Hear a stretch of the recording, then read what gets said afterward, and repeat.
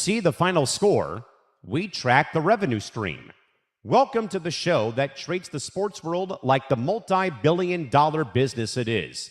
We dissect the ownership deals, the television right battles, the NIL impact, and the media figures driving the entire narrative. From Wall Street to the locker room, we follow the money and the people who control the message. Welcome to Press Row, the business of sports, right here on the Empty the Bench Network. Now, here's your hosts, Callan McClurg and Nick Morgasen.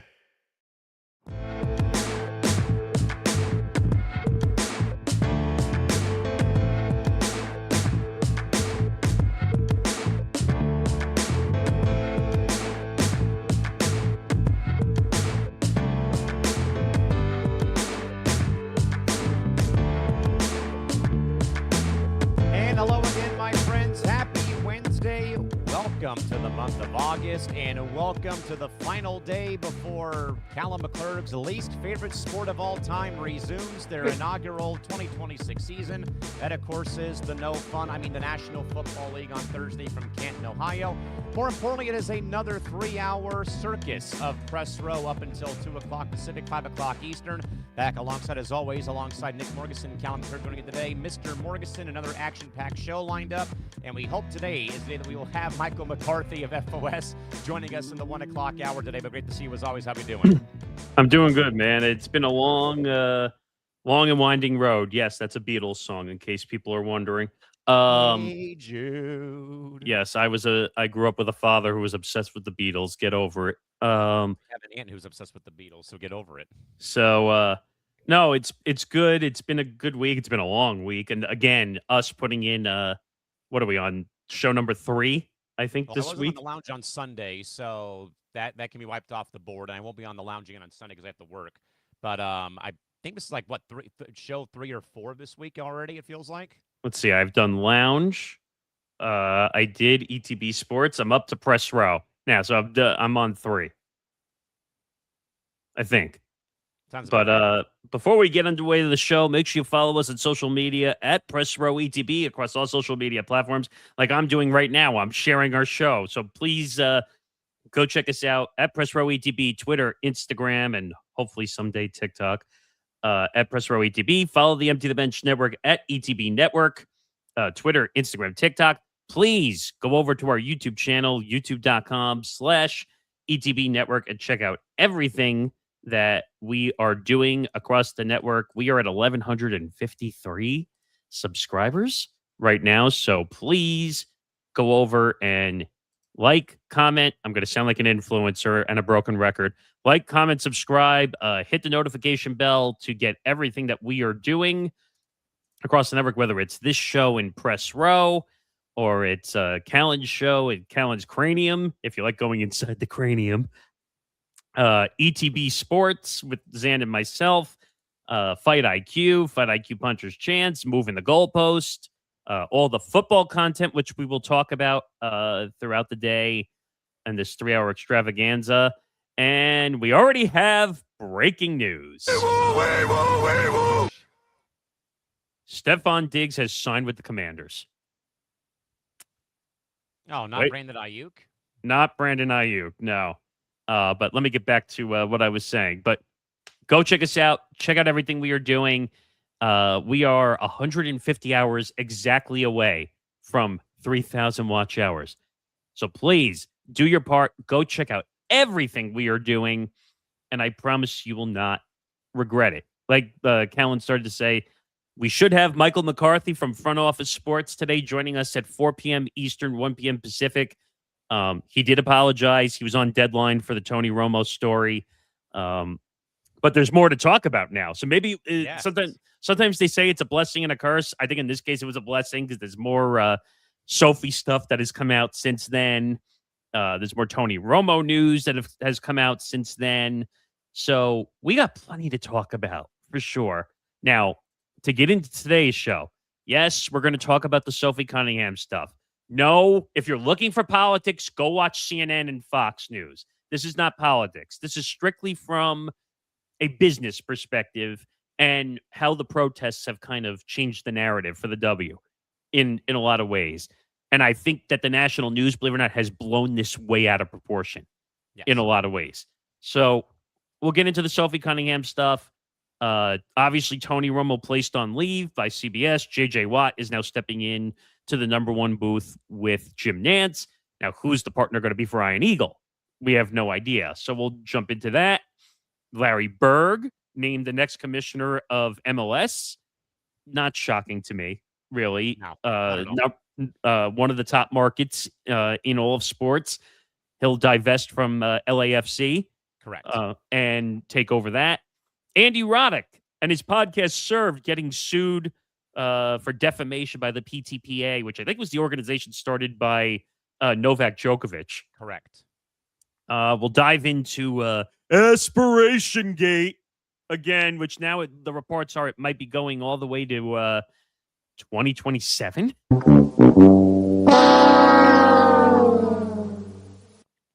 Jason McCourty hired for Monday Night Countdown. Much better choice than Ryan Clark, in my opinion. Netflix announces the broadcast commentary for the NFL Australia game. Victory Plus is under fire in a big way. DirecTV and EverPass managed to make a deal for NFL Sunday Ticket for bars and commercial venues. Mike Golick returns to ESPN and ESPN Radio along with his son Golick Jr. I did listen to the first show and it felt like they were back home all over again. Chewy, we're home.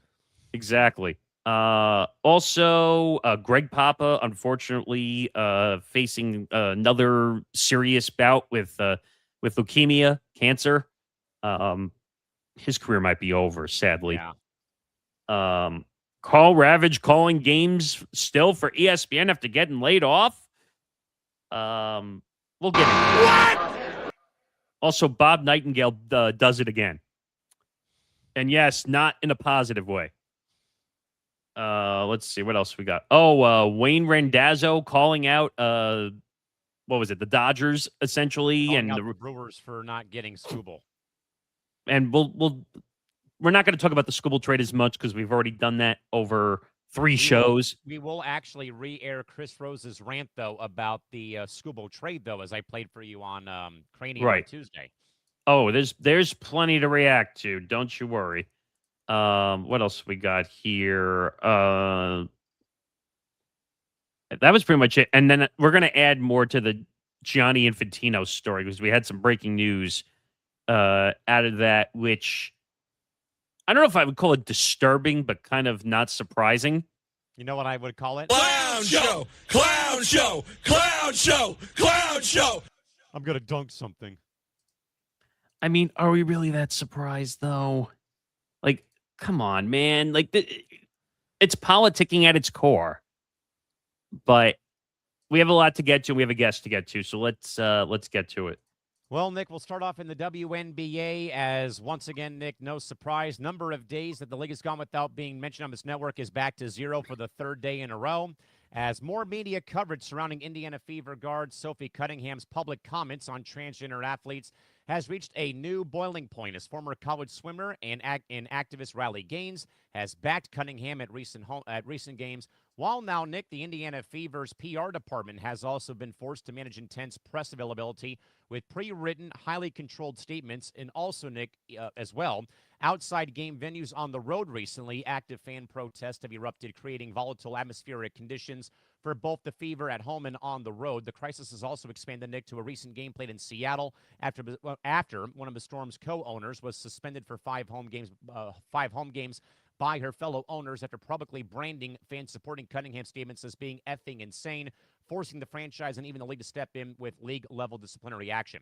But now, Nick, when franchise owners step outside corporate lines and attack the fan base over player commentary, how difficult does it become for WNBA executives now to manage league-wide crisis communications in a year, though, Nick, that has seen so much of this, though, day in and day out? Here's the thing, and there's been a lot of people on the fence with this story, whether it should be talked about, whether it should not be talked about. Here's the thing. Everyone has the right to their own opinion when it comes to what you feel comfortable representing of yourself in life. But the national media firestorm that has been caused by this story is, dare I say, worse than like what Vrabel and Rossini received Oh, from 100%. and I think the media won't let it go. This is one of those annoying stories, and not from the standpoint of is it an issue in life. Right. I'm saying it's becoming an annoying story where the media is going to every press conference that a WNBA player is a part of, and they're asking questions to the point where the Fever PR person basically stepped in and said, "Everybody leave. We're not answering these questions." Which, by the way, that's not the right response either. So both sides are wrong in this situation. Now, could you say Sophie maybe didn't think this one fully through because she knew it was going to cause a shitstorm behind it? But in her mind, she's Sophie Cunningham. She's a rock star attitude. She's going to say whatever she wants. And as a public figure, you can say whatever you want. Right. I don't know. She caused this. Like, I'm not going to say whether she's right or wrong, but she did cause this. Yeah, Nick, I just saw that on threads from one of my friends who, they advocate a lot for black and social injustice movements, and they advocate a lot for gay rights and whatnot. And the thread that they shared was that, the word you, meaning Sophie Cunningham, was all in caps. Like, you are the one who started this. This is all you're doing, not anyone else's fault in a way. Nick, can I, in a way, make this comparison? Why does this story now feel like we're sitting here 6 months ago talking about the backlash received towards the U.S. Olympic ski team in Milan Cortina, or even Nick, further back down the pipeline, the American tennis stars being pressed at the Australian Open by that influencer / media member about this whole entire ordeal, that now, Nick, that this feels like we have taken these two, put them into a blender, and now we have this mess now of a smoothie that is now oozing out of the top of the canister. That now we've reached an absolute breaking point, Nick, over something, Nick, that has never been an issue in the WNBA or in women's sports, except for one player who's been out of the league for the last 2 years, Nick, who's now a respected TV analyst in Leisure Clarendon. Here's the one thing I will say about that, though. The difference between what happened with that freelancer from The Athletic who showed up to the Australian Open, that was all his doing. He purposely went in with an agenda to ask the U.S. players, because it was around the whole thing with Trump and the election and all this stuff. In this scenario, this is the player in your own league causing this problem. Sometimes you can't control the outside noise that comes in from the media. This you could have gotten in front of. And with that in mind, Nick, let me go back to what I told you or said to you last Monday or Tuesday on ETV Sports when I filled in for Zam because he had the tornado come through. And I wrote this into you guys, I think, too, on Tuesday yesterday on your program. What has the WNBA, though, Nick, been known for 30 seasons? They've been at the forefront of advocating for things from a league perspective. Pride, gay rights, social injustice. This was the first league, Nick, before the NBA did this. They were the league that went out there and protested the death of Breonna Taylor during COVID, or the shooting in Kenosha, Wisconsin. That Nick, the WNBA, from my perspective, has never been afraid that they don't shy away from being one of the only real leagues, Nick, that is on the front line advocating. Remember, too, they forced out an owner who was not behind the BML movement during the pandemic bubble of 2020 when they were playing at the IMG Academy with Kelly Loeffler, who got axed from from her seat because of the players advocating for Senator Raphael Warnock back in 2020. So for anyone saying this is new news for the WNBA, this is not new news, Nick. That this league has long been at the forefront of get out there and vote. Make your voice heard. Celebrate how who you live with and who you sleep with and all that. From the perspective about gay rights, women's rights, you name it. This is nothing new, Nick, about this happening. And like I said to you last week, when you're playing in this league as a player, if you have maybe these different viewpoints, you have to also walk that tightrope ever so carefully about what league you play in, where you play your home games, where you play on the road, especially, Nick, like markets in Seattle and Portland who are also at the front line of being advocates for the gay community, much like the Bay Area is with Golden State. You have to be very, very cautious. And I totally, though, again, Nick, respect everyone's thoughts out there about whatever the issue might be. But this is one, though, you have to be more and more careful with, Nick, especially, I see this all the time, as you probably, Nick, have seen. Whenever teams put out that they're doing a Pride Night, go and read those comments. It's beyond disgusting and inhumane that it's vile. It's beyond vile. And it's and all it is, Nick, is probably one moment before the game, one moment at intermission or halftime, and maybe something post-game, and maybe a giveaway. That is it. Maybe a warm-up jersey. That is it. No more, no less. I mean, here's the thing. And you've made good points when you and I have talked about this off air when it comes to the Pride Nights. But would you say it's gotten to a point where it's sometimes dangerous to hold these Pride Nights at these events, or at these sporting events, because people can't control their opinions, their thoughts, the way that they think is different than theirs, so they can't handle that in a lot of regards. I've seen this many times before where people on social media even, why are we holding a Pride Night at a sporting event? The world doesn't understand this. No, you don't understand it. You don't understand how the world has changed this much in this scenario. What would I say to further that point? That there'll be people that say, well, what about the military? What about... You literally have teams that do this, Nick, that teams also do like military appreciation, honor the first responders. I see this all the time, Nick, as you know. The Padres, what do they do, Nick? Every Sunday, what do the Padres do? Camouflage. Yeah. They wear the military camo jerseys every damn home game on Sunday. They bring the recruits from where my grandfather was a DI for 25 years at MCRD San Diego to go and watch the game in the upper level. So this, again, if you want to see one thing about Pride Night, then keep that same energy when it comes to when teams don't do other events out there because it doesn't fit your morals or your narrative. Well, here's the problem, too. We have Christy in here early.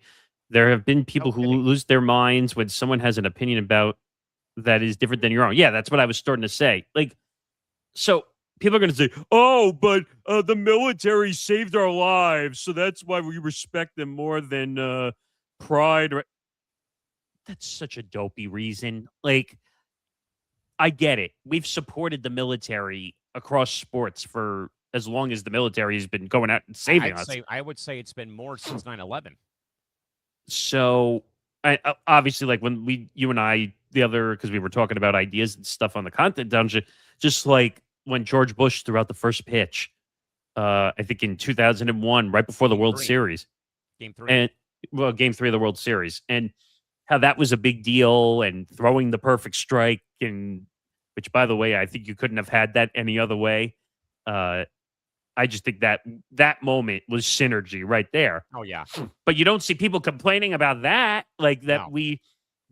We salute our first responders. Like, we do that every game. The Yankees in the 7th inning stretch play God Bless America. Every single game day. The Padres do that on Sundays.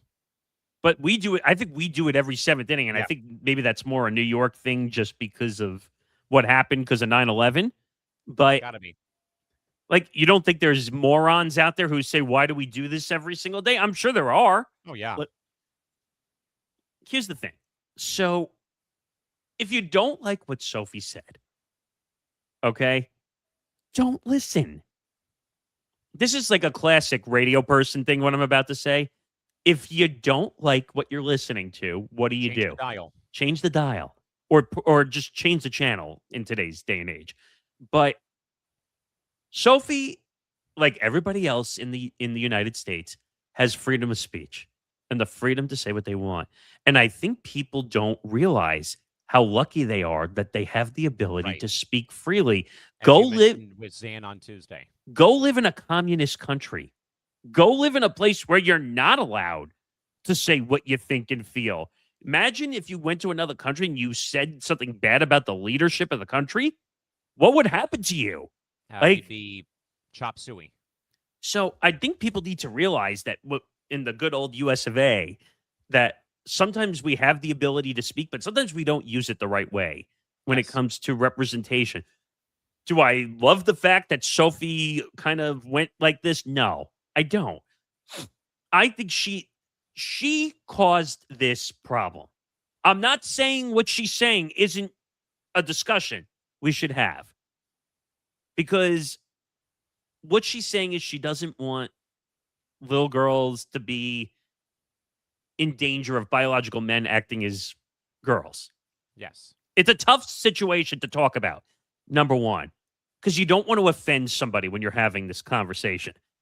That's why, like, I had to like tiptoe around it on ETB Sports the other day when we did Content Dungeon. Now what we're doing now, because you don't want to offend somebody who says, "Well, I went from being a man to a woman or a woman to a man, and you're offending me." No, that's not what we're trying to do here. But Sophie caused this firestorm by and I made the talking about mention, I want to say recently, Nick, that I happen to have a transgender colleague of mine in game entertainment up with the Anaheim Ducks, and nothing has changed. They're the same person. They still play the in-game organ, as well as they have, if not better, or what have you. But again, you just have to respect what people want to do with their lives. And if it doesn't directly affect you and your family, then get your nose out of someone else's business, as I said on Tuesday. the problem is, because we have phones and we have social media, everyone thinks they need to have a comment or an opinion about everything. I will never don't have to, folks. And I don't understand why. I don't understand why we believe that we need to have an opinion on everything. Now, we are in the content opinion business. That's what we do every week. But you don't see us going on social media and saying, well, we don't like that you believe in this, or you believe in that, or your religion this, or your race that. I don't understand why we do that. What was her name? The WNBA player who got the offensive comments and the person got fired from the hotel chain. Chelsea Gray. That was uncalled for, like in every way, shape, or form. Like, why do you have to go there? First of all, if you're going in a player's DMs, okay, number one, that's creepy. Two, you're basically calling her what, N-words and all that stuff, racist slurs because you're behind a photo of like the beach because you don't have the balls to have your actual face as your profile photo. I call that egg watching. Yeah, because a lot of people will put their the egg instead of the actual picture of themselves. You know what? I understand where Sophie's coming from. I understand she's trying to protect girls. And then you told me yesterday that the video came out of her playing football, and now people are giving her shit for that. Like, it does look a little odd, I will say, ironically, that she's talking about it. And before we move on, Nick, at least today that a video has been shared by FOS of Sophie Cunningham saying what I've been saying, Nick, the whole time. Here we are again, not talking about basketball. She might be the main culprit, though, Nick. But at the end of the day, are we worried about her thoughts about transgender athletes, or are we worried about how the Fever are making a run here in the top part of the standings? Actually, I'm glad you brought that up because I think we should play that, and then we have to move on because we have a lot of stuff to do. But I have that video here, and I think it's important to listen because she says it in such a way that it actually makes a lot of sense. I think that there's so much good going on in the WNBA. I think that basketball is being played at the highest level it's ever been. I think our team in specific, we are breaking history right now with the amount of points that we're scoring on back-to-back games.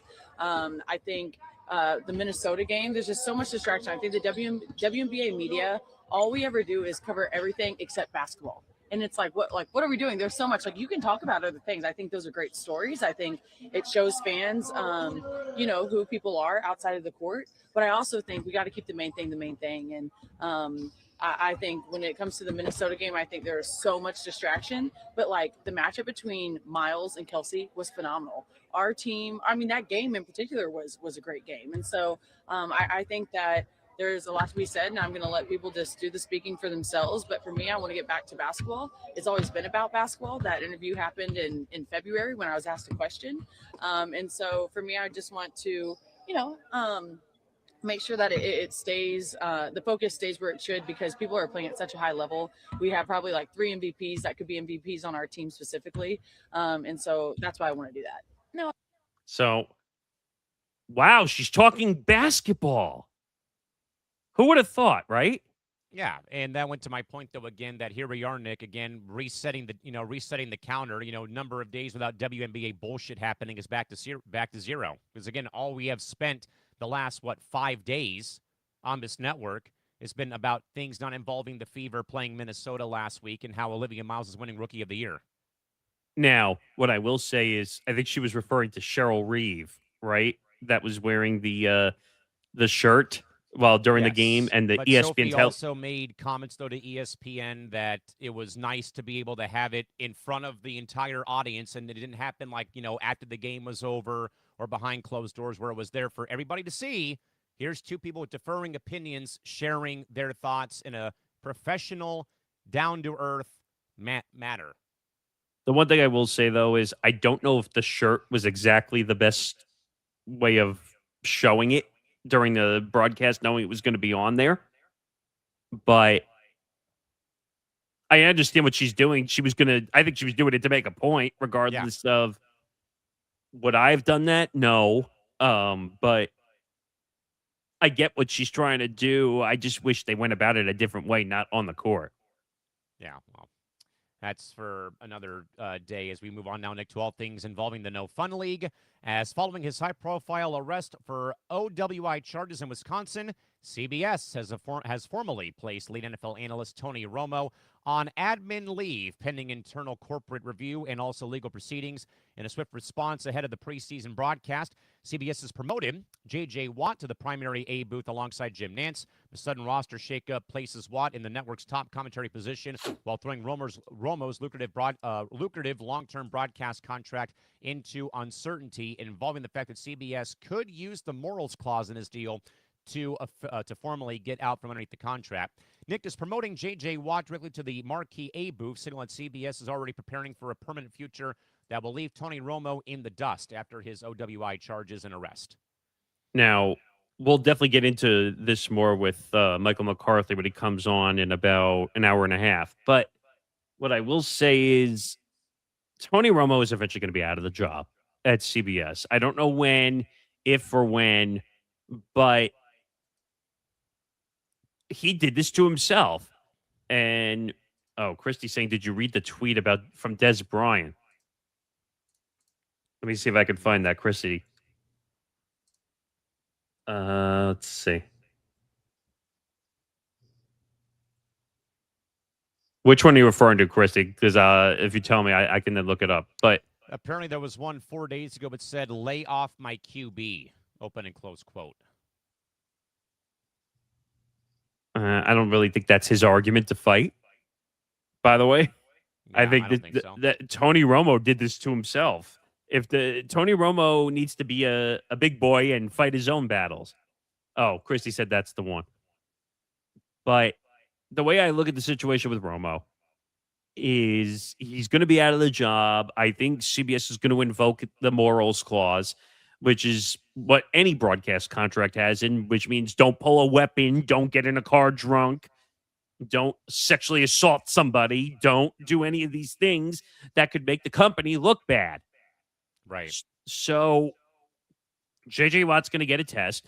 I think eventually what's going to happen is J.J. Watt will be the number one color analyst for CBS with Jim Nantz. Now, who are they going to put with Iron Eagle? And there's been a lot of speculation that they could move some guys up. They don't have a lot. Like they were saying Trent Green was one they were talking about. I don't think could they poach Greg Olson from Fox? He's already in the number 2 booth for Fox. There's no need to make a lateral move to CBS. Now, the other name that they're throwing out that they just signed to the studio was Russell Wilson. Ooh, that'd be interesting. Now, that's a big task. First going to some of the studio, no reps. You're going to throw him in. Now, if you're going to throw him with somebody that's going to make it a much easier job, Iron Eagle would be the right one. But I don't know if CBS wants to do that right off the bat. But I think Russ should get a shot and see if he does well. Russ knows the game of football. Like, he's very good. I've seen him do some commentary before. Like I said, JJ already had a year under his belt in the booth and in the studio. So that's why they're putting him out there now to test with Jim Nantz. And to believe it or not, I think this is CBS behind the scenes saying, ha, ha, ha, ha, ha. We finally got out from Tony Romo. We have JJ. Well, we're going to put him in his place. I don't know about this. I would think that Russ would want to be a part of the A team in the booth. Probably not right away. I think he would have to get his feet wet. Well, J.J. Watt has already been there for a year. You're going to put the guy that has more experience, move him up from Team 2 to Team 1. That's why Greg Olsen got screwed over, because Greg Olsen was on the 2 team for a long time. Everyone thought he was going to move up until they signed Tom Brady. And now Tom Brady's infiltrating Fox and all this stuff. And if I'm Greg Olsen, I'd be pissed too, because I did all that work for the years. And now I'm not on the number 1 team. But so what was the question? Does promoting J.J. Watt directly to the marquee A booth signal that CBS is already preparing for a permanent future? Yeah, they are. They have to be. They don't have a choice. Tony Romo with OWI, it really should be DUI, but they're calling it OWI. Now, again, different states have different rulings. Even though they're acting like he was operating a boat or a forklift or like a cruise ship boat. No, they're preparing for a future without him. They don't have a choice. They have to. No. Yeah, I think he's done. I mean, and maybe JJ is like the bridge guy for right now till they can maybe land another big name, perhaps. Who knows? No, JJ's going to become the number 1 guy. He's been really good in the booth. I mean, I could see Nantz and JJ being a duo as long as Nantz wants to continue to do football and all the other stuff. We'll see. Yeah, it'll be interesting to see when they get to work sometime very soon. We'll stay, though, Nick, in the NFL from all things with CBS to all things Steeler football, Pat McAfee, and your boy Aaron Rodgers, who made his explosive return back to the Pat McAfee show on ESPN earlier in the week and generated immediate headlines by launching fresh criticisms against former U.S. doctor Anthony Fauci before turning his sights on the parent network of ESPN, with Rodgers openly criticizing ESPN's newsroom for its perceived non-coverage and editorial suppression, starting reporting from insider Dana Rossini involving current NFL head coach Mike Vrabel. The rant reopens intense internal debate within Disney regarding McAfee's live broadcast autonomy and talent editorial boundaries. Nick, when a guest uses ESPN's own airways to accuse the network's news division of editorial suppression regarding Vrabel Rossini, when, though, does management, though they don't have much power, draw the line with Pat McAfee regarding Rodgers coming on to their airwaves? People need to realize something, okay? Because I've seen this a bunch of times already. People reacting to the Aaron Rodgers rant. Yes, I'll do it to get out of the way. RELAX. But I should be saying that to people because even though it's on ESPN airwaves, ESPN made ESPN property. It's an ESPN licensing deal with the Pat McAfee show. Pat McAfee controls the narrative, controls the editorial that goes on with that show. So even though ESPN is doing all the work to get the show on the air, the deal is that Pat McAfee and his show control all the editorial that goes on for the show. And there is a risk at time that Pat McAfee has talked about management before, excuse me, on his show. Or they've talked about other things, people they don't like before on the show. Now, Aaron Rodgers... What? There is a dual report, Nick, put out by Ben Horney and Alex Schiffer of Front Office Sports concerning the NBA gambling scandal. What, an update? The feds have said that Terry Rozier's friend Danilo Laster has been accused of threatening witnesses in the NBA gambling case per 2 reports of FOS. I mean, are you that surprised? Real quick, federal prosecutors, per the writing of FOS, want to put Terry Rozier's childhood friend and alleged co-conspirator back in jail over claims he has tried to influence witnesses, including through threats. Rozier's attorney says this is a desperate attempt by the government to portray the former NBA guard and his associates in a negative light. De Niro Laster was first charged in the government's sprawling betting scandal back in October of last year. Per the indictment, Rozier, while he was with Charlotte, informed De Niro that he would pretend to be injured and then remove himself from a game in March of 2023. Laster then allegedly sold that information onto multiple co-conspirators who bet the under on multiple lines for about $100,000. And also right now, Nick, this is interesting. Mr. Laster is free on bond, has also been in violation on the conditions of his release, per the government, which has accused him of obstructing justice and tampering with witnesses by trying to influence their testimony and also with intimidation tactics, including through social media posting. Why is this guy free on bond is my first question here.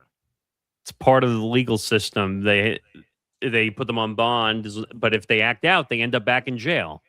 So it's a matter of, can they handle being outside the legal system without acting out? Obviously but unfortunately not. They act out, and he's probably going to end up back in contempt and end up back in jail. Now, I wish they would just put to bed. The NBA doesn't want to put anything to bed. They don't want to put the gambling scandal to bed. They don't want to put the aspiration scandal to bed. We'll talk more about that in an hour or two. But they don't want to put anything to bed. They'd rather just let the news cycle control everything, and they're just going to keep doing what they want. But to get back to this, ESPN knew what they were signing up for, making a licensee deal with Pat McAfee and his show. And that was that there's going to be times where it's going to be a little bit uncomfortable on the airwaves from time to time, where he's going to talk about ESPN executives, which he talked about Norby Williamson for a while when he was still here at the company. He's talked about other political stuff. He talked a lot about COVID when COVID was around. But I'm going to say something that you thought I'd never say before, okay? I agree with Aaron Rodgers on something. What? And no, it's not the Dr. Fauci situation. First of all, he shouldn't have even brought up the Dr. Fauci situation and the COVID, something that happened 3 to 4 years ago already. More like 6 years ago, yes. Well, that's when it started. But I'm just saying, like, within the last 3 to 4 years, something that had already happened. What I do agree with Aaron Rodgers on is, why hasn't ESPN covered the Rossini-Vrabel story? Why hasn't Adam Schefter dropped a story? Oh, wait, because he's in business with Robert Kraft for a casino business. So Aaron Rodgers is actually right about something. Yeah. No? Yeah, no, 1,000%. You know, away from the Fauci commentary, again, I don't care about what happened 6 years ago. You know, that, you know, again, much like, you know, what I said on Tuesday on ETB Sports is that I could care less if you got a vaccination or not. It's up to you. But the coverage, though, of the Rossini-Vrabel story, Nick, was everywhere across news outlets except for one particular place, and that was ESPN the whole time from start to finish. I can't believe this, though, but Aaron Rodgers hit this spot on when he was talking to McAfee. Where is the coverage? This is hypocrisy going on by ESPN. It was the biggest story in the world for what, like 7-8 months? Oh, yeah. I mean, it's technically not over yet either. I mean, could we say, Nick, that this story might be bigger than when Manti Te'o got catfished, and that was a big thing on ESPN, like day in and day out? Well, yeah, because that was about a player. That's why they were going to talk about it. But Tiger Woods having the first tabloid headlines break, and how that was covered wall to wall. And ESPN was the one that broke the story. Yes. So how are those two any different than covering Rossini and Vrabel? Oh, wait, the NFL now owns 10% of our company. We can't do that. Give me a break. I will tell you right now, when we get to the end of the year and we talk about the biggest headlines of the year, Vrabel Rossini is going to be in the end of the year show. It'll be number one, without a doubt. But ESPN won't talk about it. But we will. Exactly. All right, Nick, from all things American football to Callan McClurg's preferred choice for football in Major League Soccer, the MLS Board of Governors has voted to name LAFC lead owner Larry Berg, the new league commissioner, succeeding the great Don Garber, who will move into a new chairman role beginning January 1st of next year. Larry Berg, a prominent sports investor and co-managing owner of LAFC, takes the helm at a pivotal financial moment as the league aggressively prepares for a new media rights cycle, international expansion, perhaps in corporate commercial integration, following momentum of the 2026 FIFA Men's World Cup held in the U.S., Canada, and Mexico. More importantly, again, Nick, Berg has been one of the lead owners of LAFC since their founding in 2018, has turned the franchise from a $110 million expansion fee to a franchise worth $1.25 billion. They've already won an MLS Cup and also 2 supporter shields for being the top overall team at the end of the regular season as the number 1 ranked team. So, Nick, with Larry Berg's experience with LAFC, does appointing him the new commissioner signal that MLS is prioritizing franchise valuation growth and commercial rights monetization above traditional league administration once Don Garber does leave in January of next year? I mean, I hope they do. They need to focus on visual growth of the product and being able to fix it up. Now, I wrote it into you on Cranium last night that they need to run away from Apple TV as soon as humanly possible. Agreed. and get on cable TV or at least a digital streamer that everyone can get access to in a way, whether that's like a Paramount Plus and CBS, or if that's ESPN and ESPN Unlimited and ABC on the weekends. I mean, they need to do something. Apple TV was the biggest failure in the history of MLS, in my opinion. And people are going to say, but Nick, what about that they were only 12 teams and they were almost bankrupt and all this stuff? Exactly. That's exactly what I would counter with is, they went from being a 10-team league to a 12-team league back to 10 and almost were out of business in 5 years. Yeah, but the one argument I would make is that it really was not a visual TV product yet at that point. At least it wasn't big enough to be taken seriously as a TV product. Now it is big and serious and can be taken serious as a TV product. And Apple TV basically detonated it into the ground to the point where people were saying, where's soccer? I can't find it. Right. Like, you really think I'm going to go watch soccer on the same streamer as Ted Lasso and The Morning Show? No. Or am I going to go watch baseball on Apple TV? No. How many people forgot about baseball on the doubleheader on Friday nights on Apple TV? You know what's even funnier? They won't tell us the numbers for Apple TV when they put the games on there. You want to know why they do that? Because they know that they fucked up. They don't want to admit the truth. You notice when something does well, the first press release is what the numbers are. Look what Fox did for Team USA Soccer. When the numbers for the entire World Cup, that they put out the ratings when it came to Team USA, Canada, Mexico in the final. What was it was the big game. It was like 50 million plus. I think that was the last loss game. To Belgium that knocked them out of the tournament. You realize how fast that press release went out? Because they want people to know that 50 million plus people watched that game. You don't hear a damn thing about Apple TV numbers for MLS games. Right? No, you don't. And it's because they're embarrassed. They paid all this money. Well, and they also paid it to Messi. Yeah. First of all, I think the MLS grossly miscalculated by giving a percentage to Messi on top of trying to put the games behind a paywall. True. I hope Larry Berg says, look, Don, it's over. We need to move on. And we need to get back on regular TV and on digital streaming platforms that matter. Peacock, Paramount Plus, ESPN Unlimited. I wouldn't go on the Fox one because it's not that big. But I don't know. Like, do you see that as the big issue or something else? I mean, that might be the only blip on Don Garber's radar in 27 years being the MLS commissioner. As I've said, I will go to bat for Mr. Garber for the fact that he pulled a league, kind of in a way from being on death row to a 30-team ecosystem that can match baseball and basketball when it comes to number of teams. And they just got a $500 million expansion fee out of San Diego, California, to become the 30th marketplace. And who knows, Nick, what might happen after with, Sacramento or Phoenix or Vegas or Indianapolis, or maybe a merger between the USL and MLS to make like our own version of the American Premier League, for all that I know, but that's a long ways down the pipeline.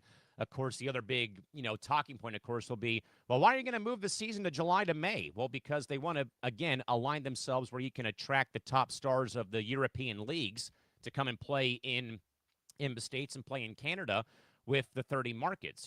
That there was a lot of talk of Mo Salah, the Egyptian, national team star player, going to either San Diego or KC before he signed somewhere over in Europe. So, I mean, that was, close no cigar. So that also plays a role, though. But also, you're not going to be giving out the MLS Cup title to somebody the first weekend of December when it's going to be freezing cold in New York or in Columbus, for example. But at the end of the day, though, I think Larry Berg is the right guy. I also think, Nick, more importantly, you hired somebody who already knows the league, and you didn't bring in, an outsider like Kathy Engelbert, for example, to run league operations. That, Larry's been here almost a decade. He's been very successful with what LAFC has built with their stadium, the fan base, and again, they've already won an MLS Cup. They've won 2 supporter shields. That I think that does go a long way, that you already have familiarity when it comes to somebody who knows how this league operates inside and out.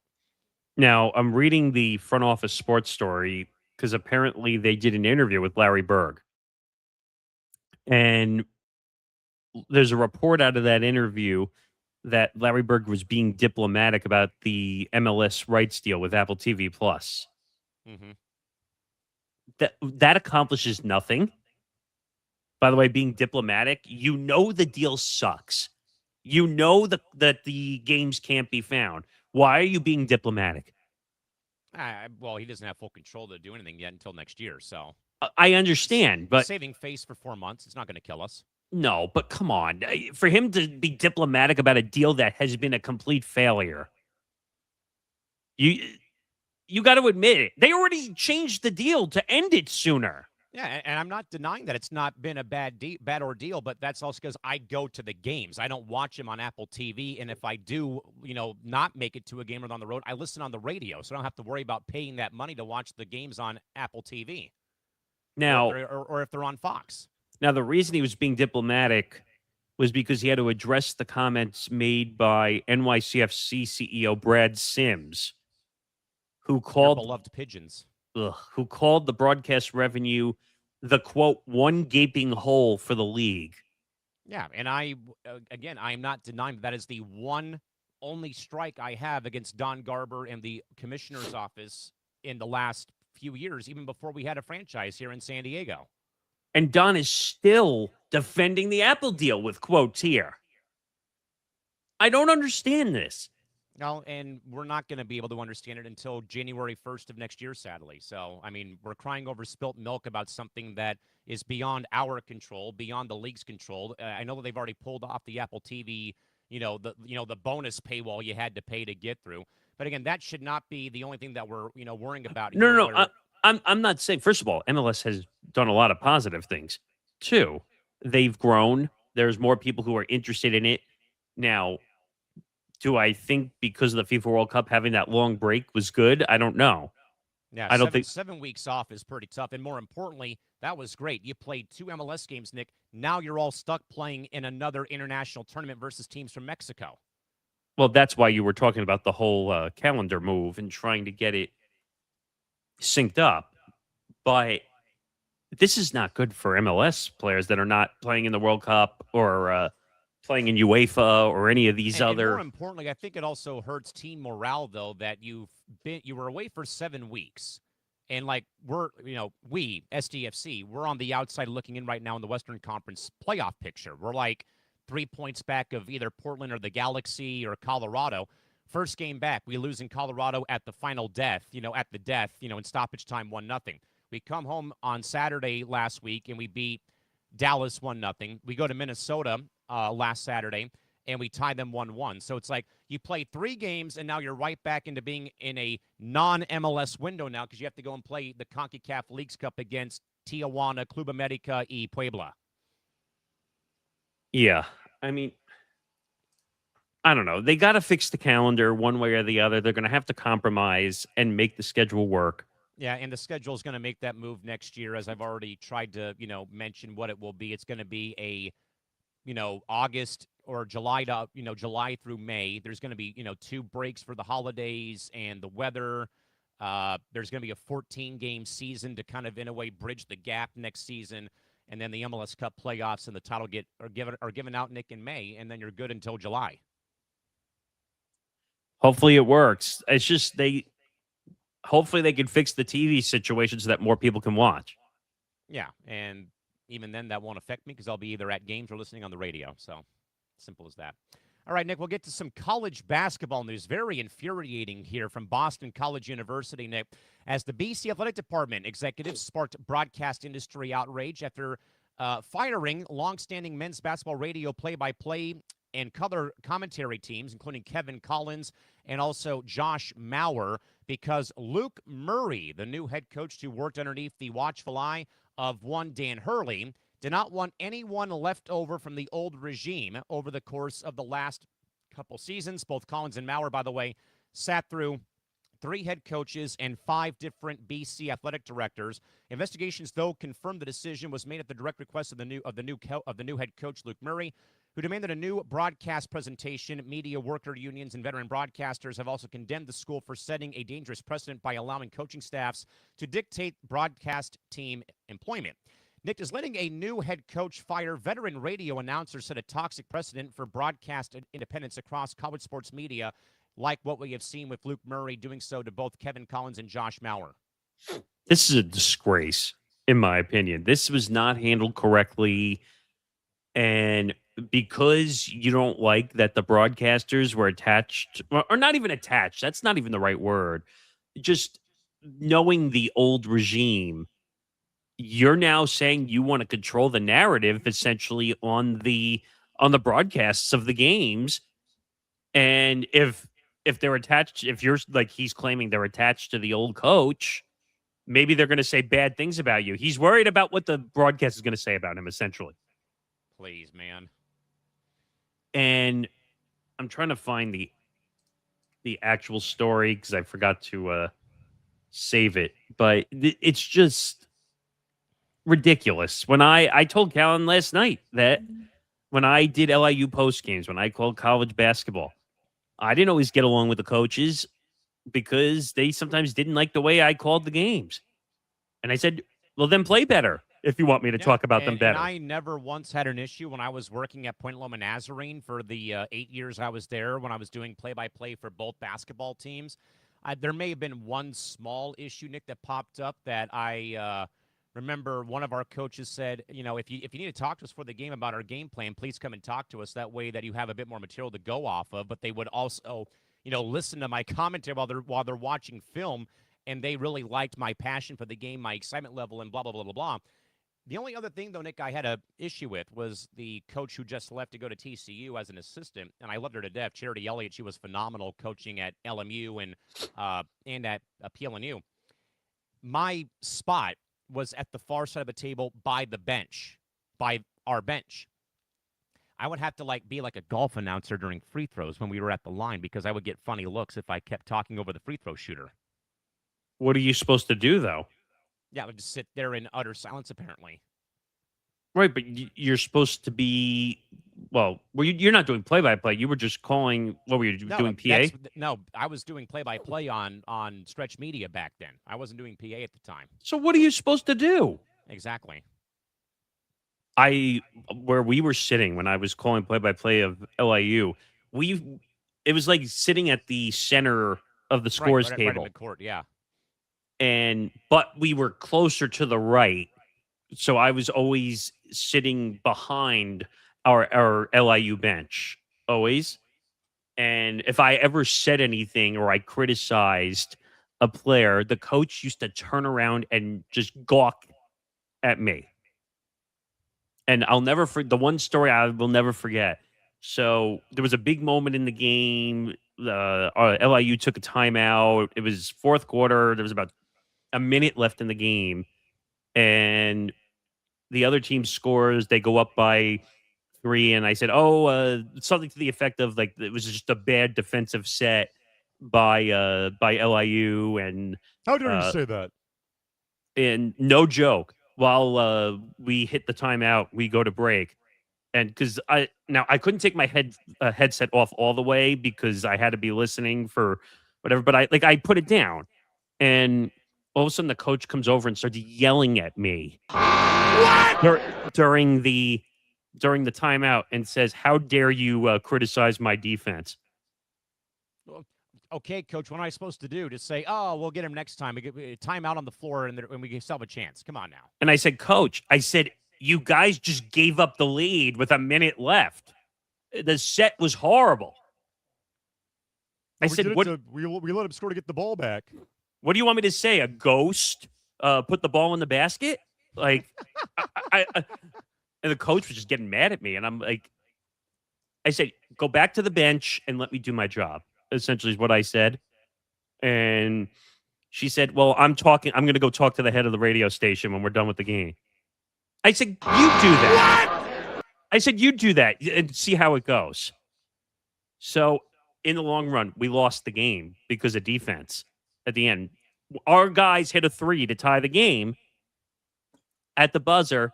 Defense was the downfall. Buzzer beater shot. We lose the game. I call the defense out again for not blocking the shot, or at least putting a hand up, at least. And the coach, we didn't have like a post game, like we would do the commentary from the court. And I'm talking, all of a sudden, the coach comes up behind me, not in front of me. And it was almost like a creep situation, like she was standing behind me, and my color commentator is like, "Look behind you," and I'm like, "Oh, coach, nice defensive set at the end of that game." Clown show, clown show, clown show, clown show. So I said, "Would you like to sit down next to us and talk about what happened the last play?" We were doing the fired. And no joke, she drops the biggest F word on our airways. I am not joking. And I said, Coach, are you kidding me right now? Said, well, that's what you get for being an effing moron. And then she dropped the headset on the floor and walked away. What? And this is why, the only reason I tell that story is because this is kind of that same thing. Yeah. Where the coach thinks they control the narrative. And they don't. It's the school that controls the narrative. Now, unfortunately, when you get into the higher level, like college football, college basketball, what is the name of that company? Learfield Media. But the other one, the IMG or whatever. IMG. Or Learfield. That's the other one too. JMI. So Learfield and IMG are the ones that like control all the broadcasts for the schools. That I think that's wrong. I think all the schools should be doing their own broadcasts. Because when you're honest, it's almost like being part of a syndicate, even though it's local for every broadcast. You're controlling the narrative that way. Learfield decides who they want on for the schools, not the schools.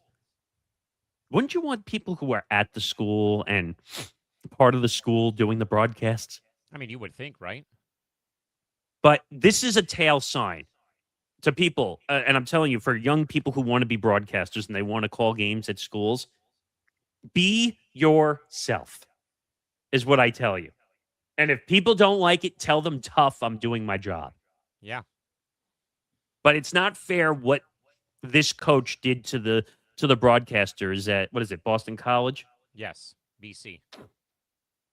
The coach should know better. You worry about on the court. Let the school worry about the broadcasting off the court. 1 hour down, 2 more to go. Nick, let's first get to the ETB Weekly Update.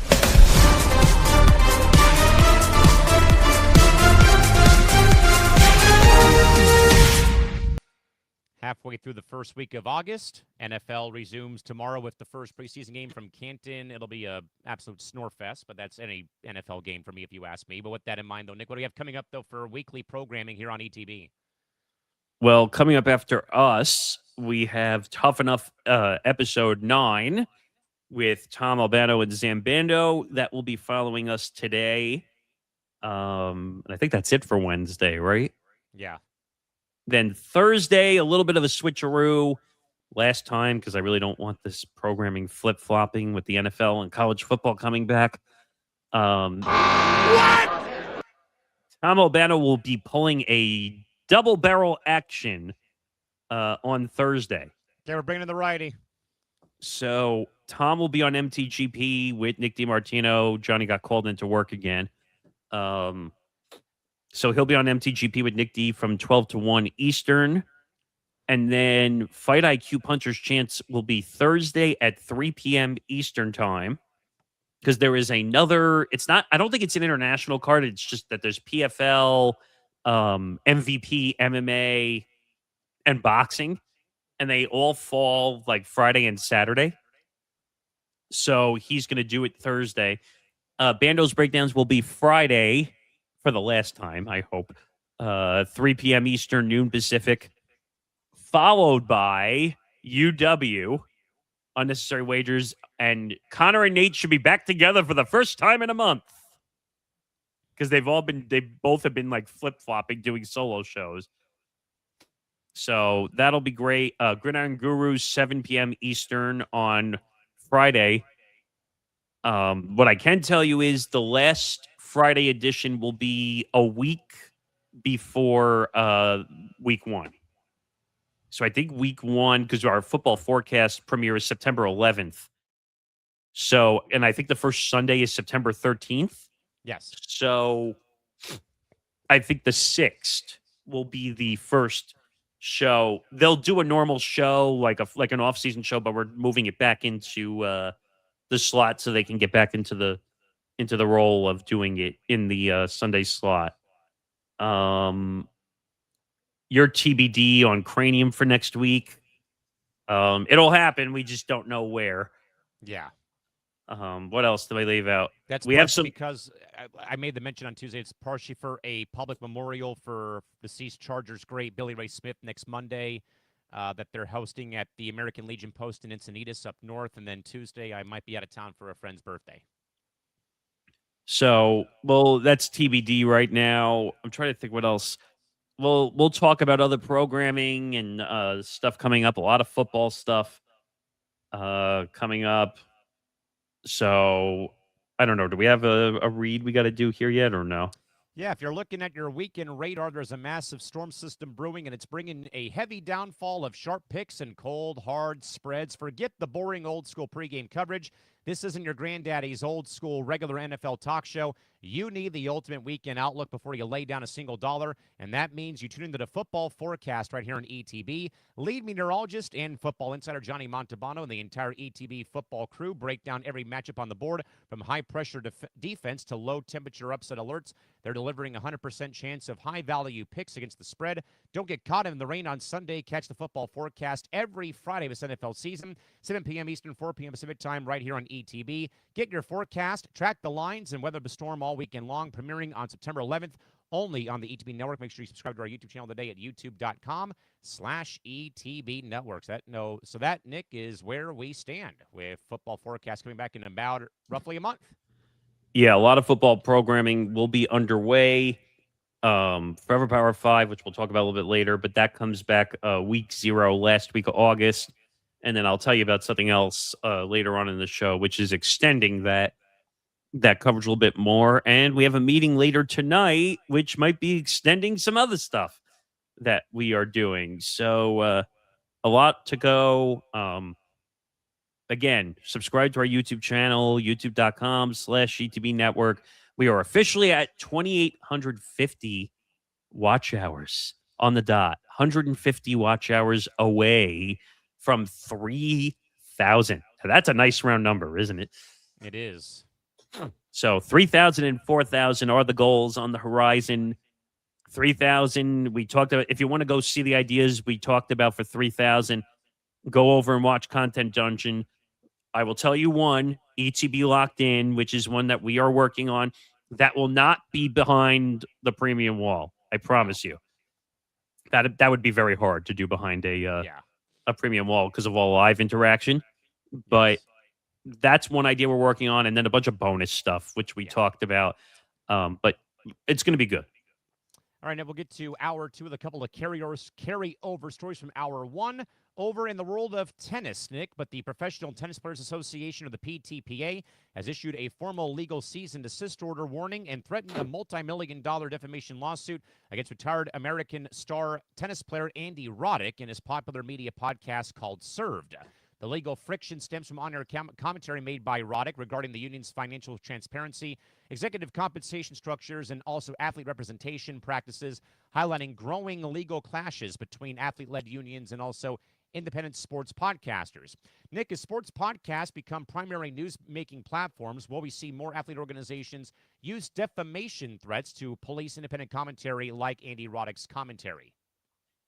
You want to know how ridiculous I think this is? This is beyond laughable, if you ask me, to be very honest with you. Just to give some background, and I said this before when we were leading off the show.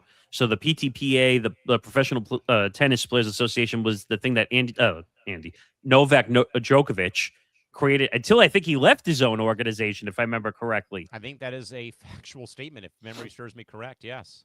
And you know what?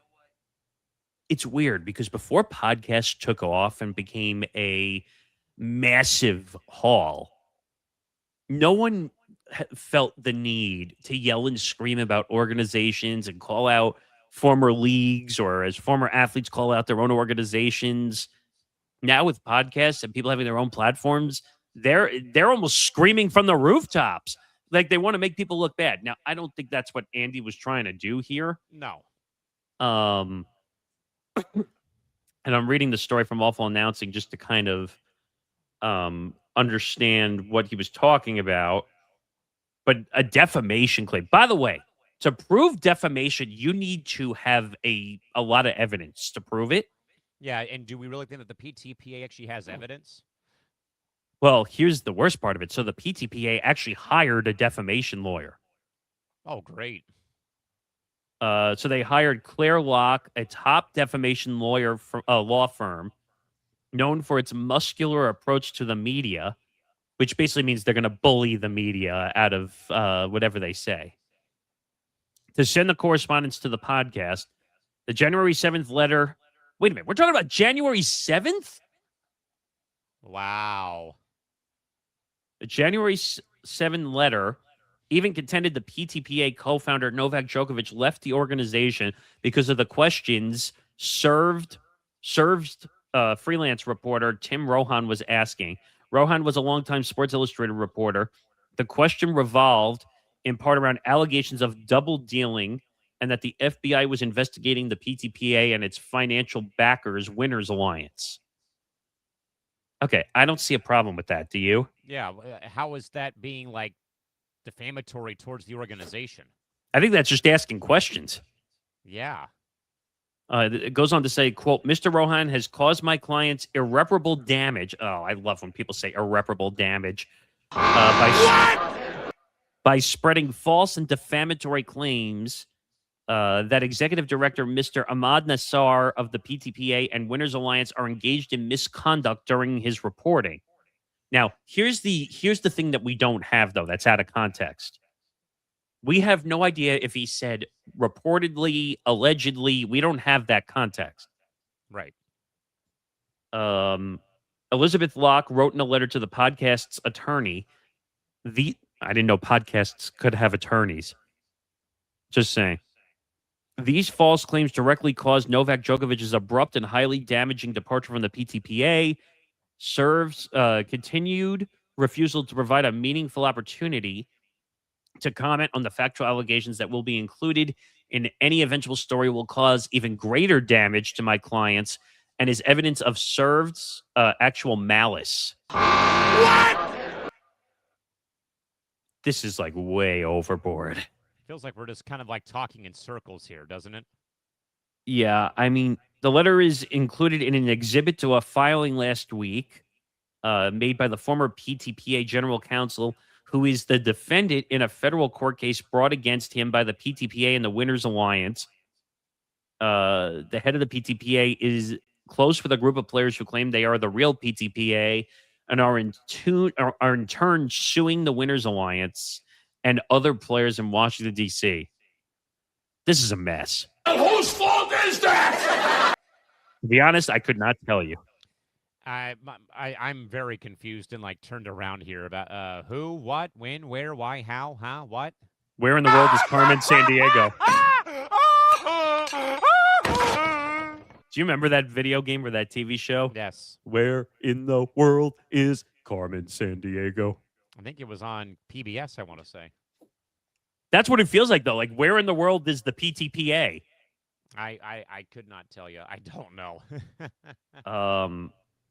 A representative for Served said he could not comment because the podcast is continuing its reporting on the subject. The podcast has not yet run a full story on the PTPA through Roddick after the Djokovic withdrawal, said that this does not feel like a story that will go away quickly, and that it's a big story when you have 25 friends, of which 8 actually care about tennis, texting you. It can make sense to me. Sorry, Michael K. I don't think I can on this one. Okay. I don't know what really else we could say other than the fact that this just seems like reaching for straws here because you don't appreciate one of the all-time greats giving their thoughts about your players' association. Unfortunately, though, because radio has turned into podcasting and digital content, you don't have to worry about FCC restriction of opinions, all these thoughts. Now you have your own platform. Like on this platform, you and I can say whatever we want. It's our show. We control the narrative of what comes out of here. Exactly. So, like, every time I say DMARC hates soccer and doesn't understand it, I'm allowed to. It's our podcast. Yeah, just like what I said on Tuesday night when it came to, me liking soccer more than American football. You did make me laugh, though, during your show when you was like, oh, well, if people don't like me, tell Nick to take me off. And I'm like, yeah, okay. Like, that's happening. If you don't like it, tough. Tell him to get rid of me then if that's the case. No. I don't know. First of all, I think this is the most attention tennis has gotten within the last 2 years with all the other controversies. Remember the whole French Open situation with oh, yeah, that was terrible. The percentages of what money the players are supposed to earn and all this stuff. Guys, WTA and MTA, get your shit together and figure it out. Seriously, because tennis is a good sport. I played it for many years.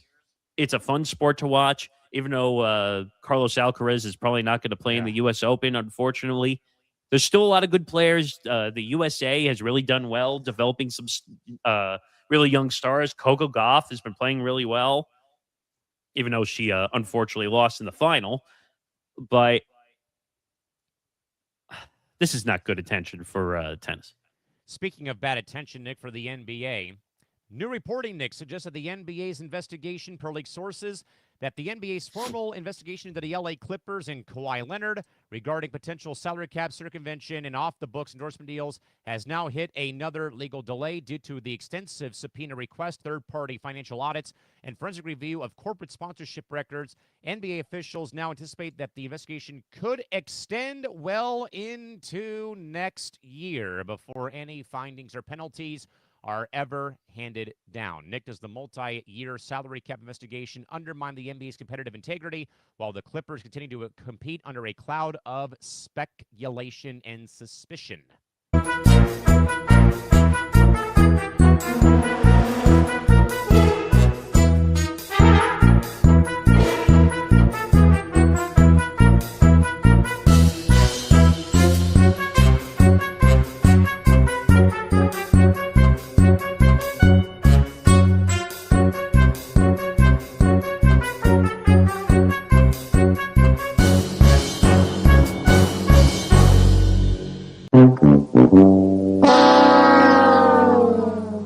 Because he's a raw pain in the ass.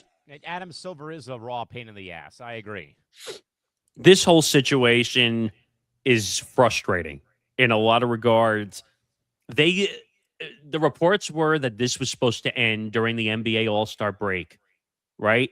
When they were playing in I heard Clippers Arena. I heard Christmas. I heard All-Star Weekend. I heard when the Clippers season ended. I heard when the NBA Finals ended. I heard when Summer League ended. I heard before the draft night. And now we're talking about next year? Are you kidding me, people? You know what this is turning into? This is turning into Paul Revere, the British are coming. Pretty much. Or the boy who cried wolf, and then eventually he calls too many times, and then he gets eaten by the big bad wolf because no one believes him anymore. Clown show! Clown show! Clown show! Adam Silver needs to go.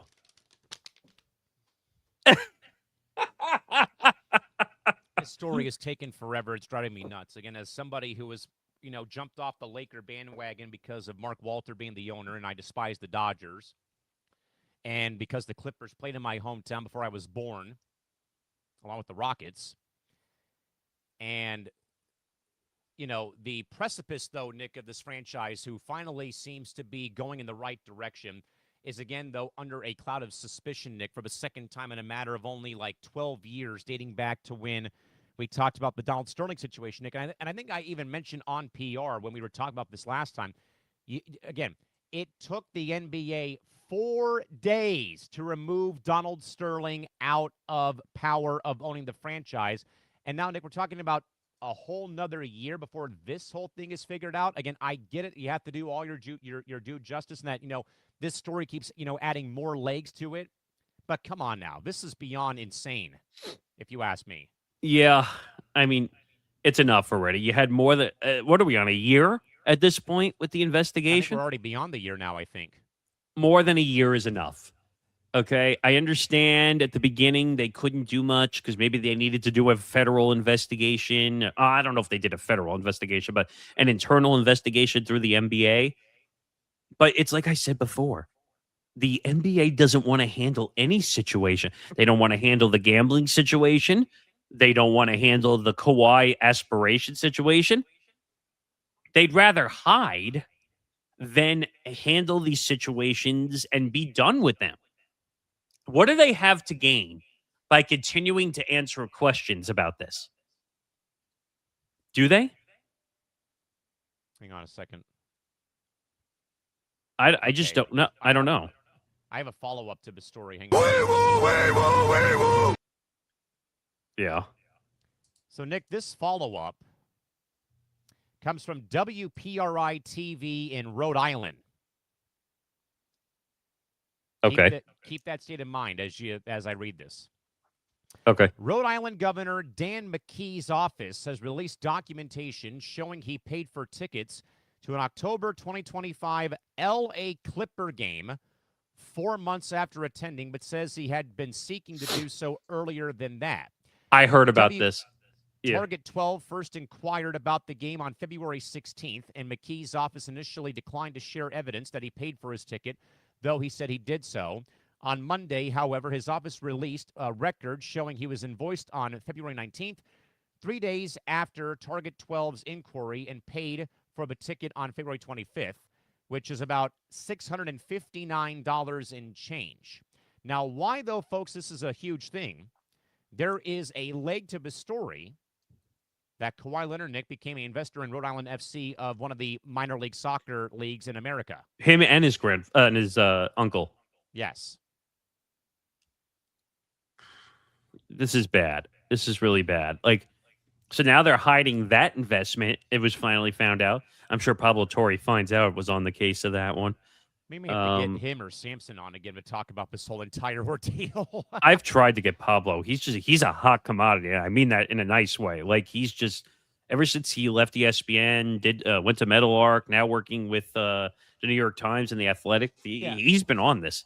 Yeah, and Nick, I praised the Clippers a lot on the Dungeon, I think, last week about how I talked about my experience going to their new arena in Inglewood this past February and how they make it easy for you to get to the game with, the facial technology, how they've built this, like soccer supporter section for just Clipper fans at Intuit Dome, how the building is, accessible and it's easy to get in and out of it and whatnot. And again, much like watching the Padres, they take these big swings in free agency to get Paul George and Kawhi to come to town. But again, it's all under the microscope now of potential circumvention of a salary cap. And it just, I think, again, adds another layer, Nick, to this franchise being a debacle. Again, going from Buffalo, coming here, going to L.A., that you can never get out of your own way, sadly. And, I will, like I said, I embrace the Clippers. I embrace the Rockets because of their time here and that they've done more in Niners to honor their time here than the Chargers have, as I've long said.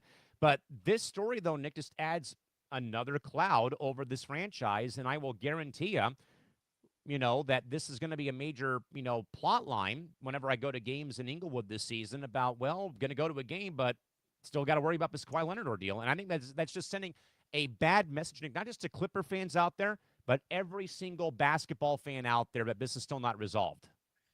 And I don't think it's going to get resolved. And I don't think the Raptors are going to be able. If I'm the Raptors, I stay far away from this trade right now. I know that he wants to get away from LA. He wants to go play with the Raptors. He wants to finish his career in Toronto. But I'm putting you in this headspace for a second, okay? If you're the Toronto front office, do you want to deal with the Kawhi Leonard situation right now? If I'm any front office, no, because you run the risk now of inquiring the penalties that will go to you and not to the Clippers. Which, by the way, Adam Silver has still not addressed that. Answering those questions. Why would it be on the team that acquires Kawhi and dealing with the punishment? And I've wondered that aloud, though, Nick, on Cranium and also on here. Like, that would make no sense to my very bogus comparison. Dodging the draft for the war is what this feels like in a way about how this whole thing is playing out. And I don't understand this. I don't want to try to understand this, but it's just adding more and more bad juju, Nick, around the Clipper franchise, even around the Raptors right now. But again, I think around the entire NBA, though, too. And Nick, more importantly, let's say they do all this work with these investigations and all these lawyers being hired. They find nothing. You left us waiting for a bubble. I was just going to say that. The last 2 years that we've been held in perpetual suspension, handcuffed to a chair. And, we found nothing. So again, you spend all this time trying to find some nuance out there about the cap and aspiration and Ballmer and Kawhi and Uncle Dennis, and then you maybe find nothing. Yeah, I don't buy that. If they say they found nothing after all this investigation, I'm calling them a liar directly. Because why would you spend over a year investigating to say you found nothing? And if that happens, Adam Silver should be fired. Never going to happen. I know it won't, but if you want to make baseball teams forfeit for not spending money, then you should make the commissioner have to resign for launching this long, dragged out, slow as can be, snail mail style investigation. And what if nothing comes out of it? Get out of here. But wait a minute. But would you say Rob Manfred has to resign for certain things that have gone down between MLB and the MLBPA? He should resign if they go into a lockout for the next 5 years. Okay. I mean, that's fair. By the way, I forgot to mention this off the top of the show. There is a statement from Live Golf that has come out today regarding that they somehow, some way found money under the mattress. Yeah, they did. They found an investor. And this is from the official Live Golf account on Twitter. Live Golf has an agreement in place with a lead investor. They don't say who it is. Signed by the investor and approved by the board to anchor the transaction and play a key role in supporting the path forward for the league's next era, driven by and for the players. We're also seeing strong interest from more than a dozen additional parties to potentially serve as minority investors, creating a multi-partner model built for long-term stability and growth. Notably, our next chapter will make our players the majority equity holders in Live Golf, a first for major global sports leagues, and gives the league the foundation to keep growing the game worldwide. We anticipate finalizing terms in the coming weeks with the goal of entering a transaction in September. In the meantime, our focus is on delivering a great week for fans and players at Bedminster and finishing the 2026 season strong. Ownership news, Nick, regarding LAFC. But they announced a new minority owner? In wake of the announcement being made regarding Larry Berg being named the new Major League Soccer commissioner effective January 1st of next year. But the billionaire chairman of Beckel, or Becel, the maker of tequila products like Jose Cuervo, 1800, and also Maestro Dobel, has joined LAFC's ownership group, according to multiple reports. That is Juan Domingo Beckman Legordia, or Legoreda, I should say, who also serves as the CEO for the company, bought a stake in the MLS franchise as part of a transaction that was agreed upon last year and closed earlier this year, in which 6% of the club's equity changed hands at $1.25 billion. Beckman was one of two previously unnamed investors who arrived on LAFC's cap table alongside club legend Carlos Vela. Korean-American investor James Cha was the other, while, of course, Joe Tsai and Mike Mahan departed the group and divested out of the franchise.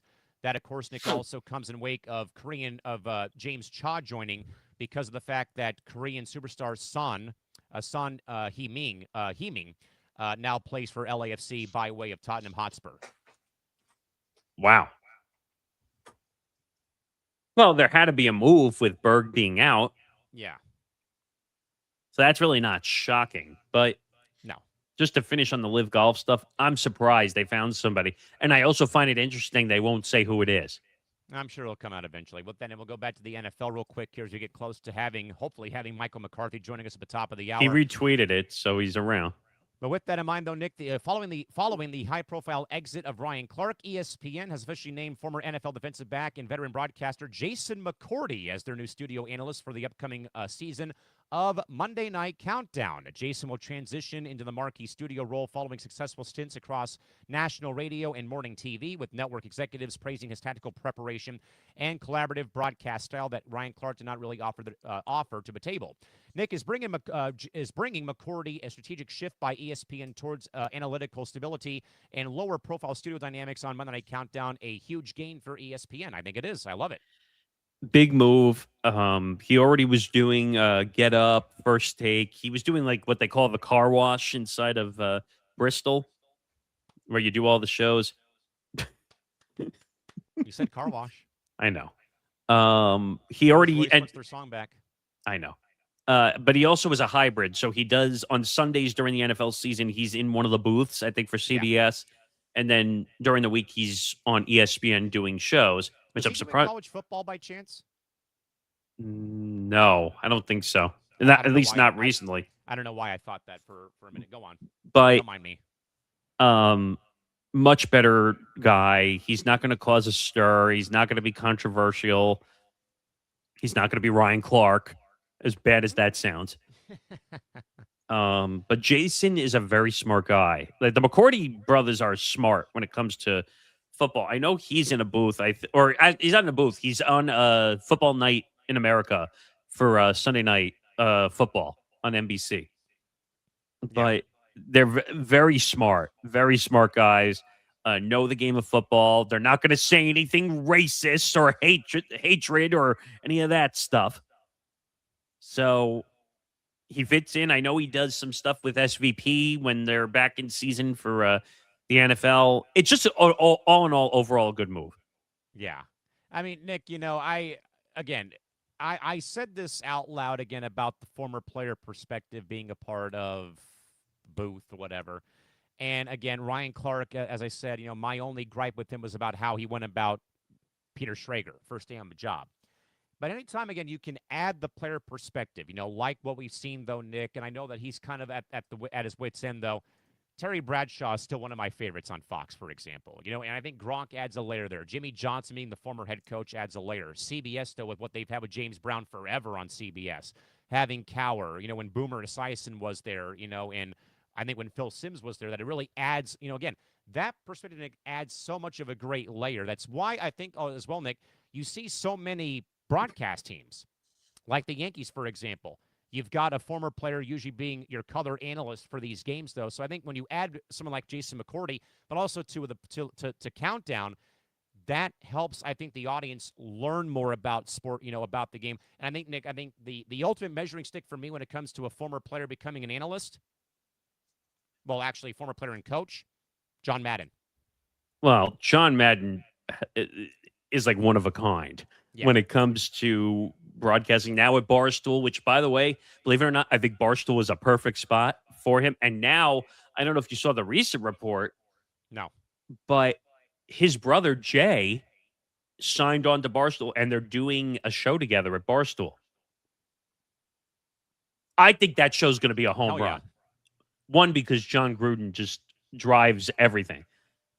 But what I would say is, I don't know, man. It's just, it is what it is. Ryan Clark was going to be out of the job at some point, whether it was layoff or if he said one more stupid thing inside the walls. Nick, staying in the NFL, but over to Netflix, who's officially unveiled their play-by-play and analyst team for its upcoming exclusive global stream of the NFL International Game from Melbourne, Australia. Coming up for opening night, the streaming giant is selecting a hybrid team featuring seasoned American play-by-play talent alongside prominent Australian sports personalities, signaling that Netflix's intention to customize global live sporting commentary for regional and international markets simultaneously. Nick, does Netflix's decision to blend American announcers with local international talent set a new production template for global sports streaming? I actually kind of like this idea. I mean, I get it. Like, they needed a place to do the game for the Australia game with Netflix. I don't know, man. It's just, I'm tired of Netflix doing sports streaming. I know why people are. And I get it. I know why they had to do it. I looked at the Netflix team. I shared it with you in our. Yeah, can you for those that didn't see it, like myself, who's a part of that team again for Netflix for that first game with the Rams and Niners or whoever? Okay, so for the studio coverage, it's Elle Duncan, who we already knew she was going to be doing a lot of hosting for Netflix. Michael Irvin, which means he's going to be yelling and screaming at the clouds in Australia. Nick Foles and Clay Matthews. Oh, okay.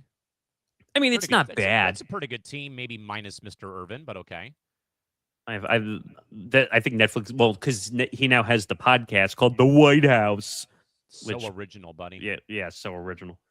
So he's going to be on any Netflix game that they do. I'm sure he'll be on the Christmas games when they do those.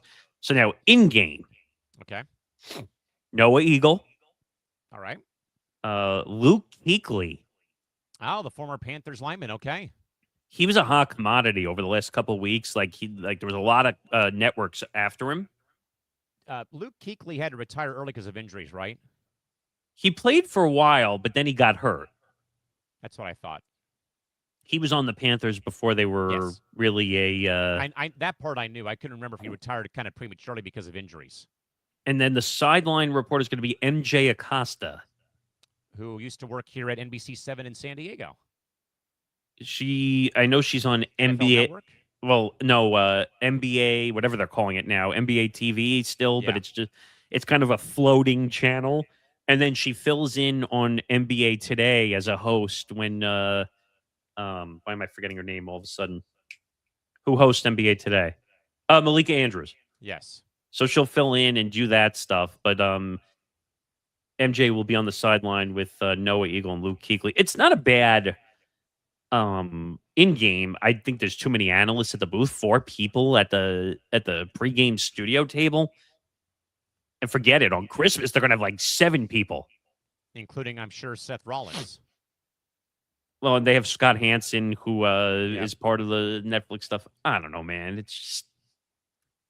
Am I going to watch it? I might watch a little bit of it. But it's like too many people. Too many cooks in the kitchen. Yeah, I mean, that I think, though, that goes, though, Nick, with the territory of where the streaming giants have gone now, sadly, is about, this whole thing about you have to add, crossover with WWE, crossover here with, whoever the comedian was that was at the Giants-Yankees game, Bert Kreischer, whatever his name is. I Bert forget. Kreischer. Yeah. No, I don't watch that. Jameis Winston. Jameis Winston. I mean, how many? Is it a game or is it a Netflix billboard? Netflix billboard with a sporting event somewhere in the middle of it. What is that? What was the joke? Like I went to a game and a fight broke out. What? Yeah, Like at a hockey. I went to a boxing match and a hockey game broke out. Whatever it is. Like that. That's what it is. It's like I went to a game and a Netflix event popped out. It's like, come on, man. Like, I get it. I know Netflix has money, so they were going to buy into games. You knew Amazon was already at the table. You know all these streaming platforms are at the table. But how about showing the game and caring for the game? How about no?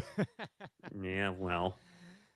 Nick, we'll stay, though, in media a bit closer to home, though, Nick. But, ouch, the board of directors for direct-to-consumer sports streaming service Victory Plus has terminated their CEO, Neil Grungener, effective immediately. The emergency firing follows a disastrous financial sequence where the platform defaulted on payments for the Texas Rangers, the Anaheim Ducks, and the NWSL, which forced them to unilaterally break their contracts, Nick, over a 15-day period and pull their live broadcast off the service.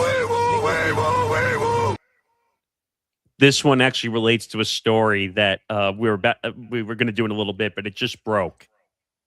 It has to do with KNBR, and it has to do with Greg Papa. Oh no! No, it's not the worst. Don't worry. But KNBR is bringing back John Lund to KNBR. He was doing weekends on Westwood One. I think he still is. He's going to host middays. And Greg Papa and Greg Silver are no longer involved in weekdays. I wonder if that was made due to Greg's condition, to be very honest. Quick little open to the story here. Let's see. Changes are happening. Radio stations are changing up middays in a move that is sure to generate local reaction. John Lund is returning to the station to host the time slot solo. Oof. And John Lund's return signals the end of Greg Silver and Greg Papa's show. Part of me has to think that has to be about Greg Papa's condition. I feel bad for the guy. I really do. Absolutely. Bay Area legend, man, I'm telling you. But to just get rid of the show? Yeah. You couldn't do something for him? Maybe give him a weekend show once a week? Something? Yeah, we'll come back to that, though, Nick, in a second here, though. But to get back on track, though, Nick, does the catastrophic collapse of Victory Plus losing 3 partners for TV for media rights in 15 days prove that independent DTC streaming sports streaming platforms cannot survive without massive corporate financial backing or even still having cable partners a part of their platforms?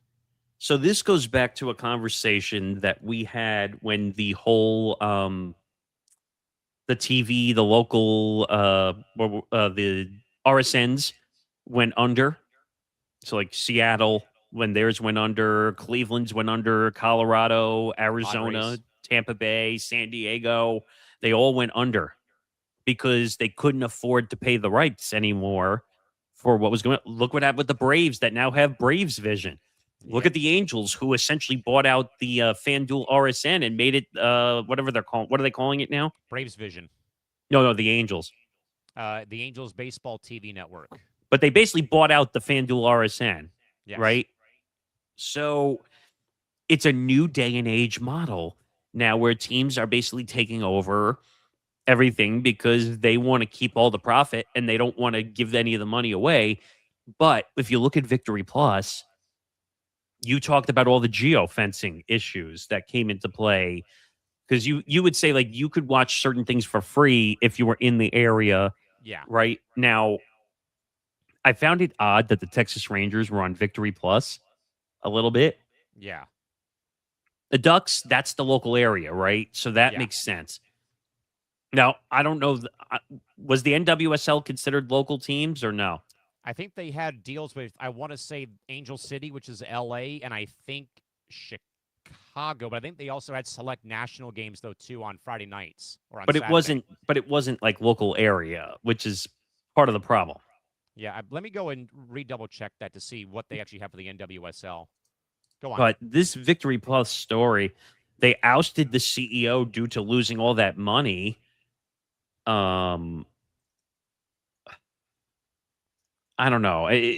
It's probably because they couldn't afford the money, obviously, because they couldn't afford the rights, because the rights are so expensive now to own. What you got? So, so what I'm gathering, Victory had local deals with Bay FC, so that's NorCal, the Bay Area, Right.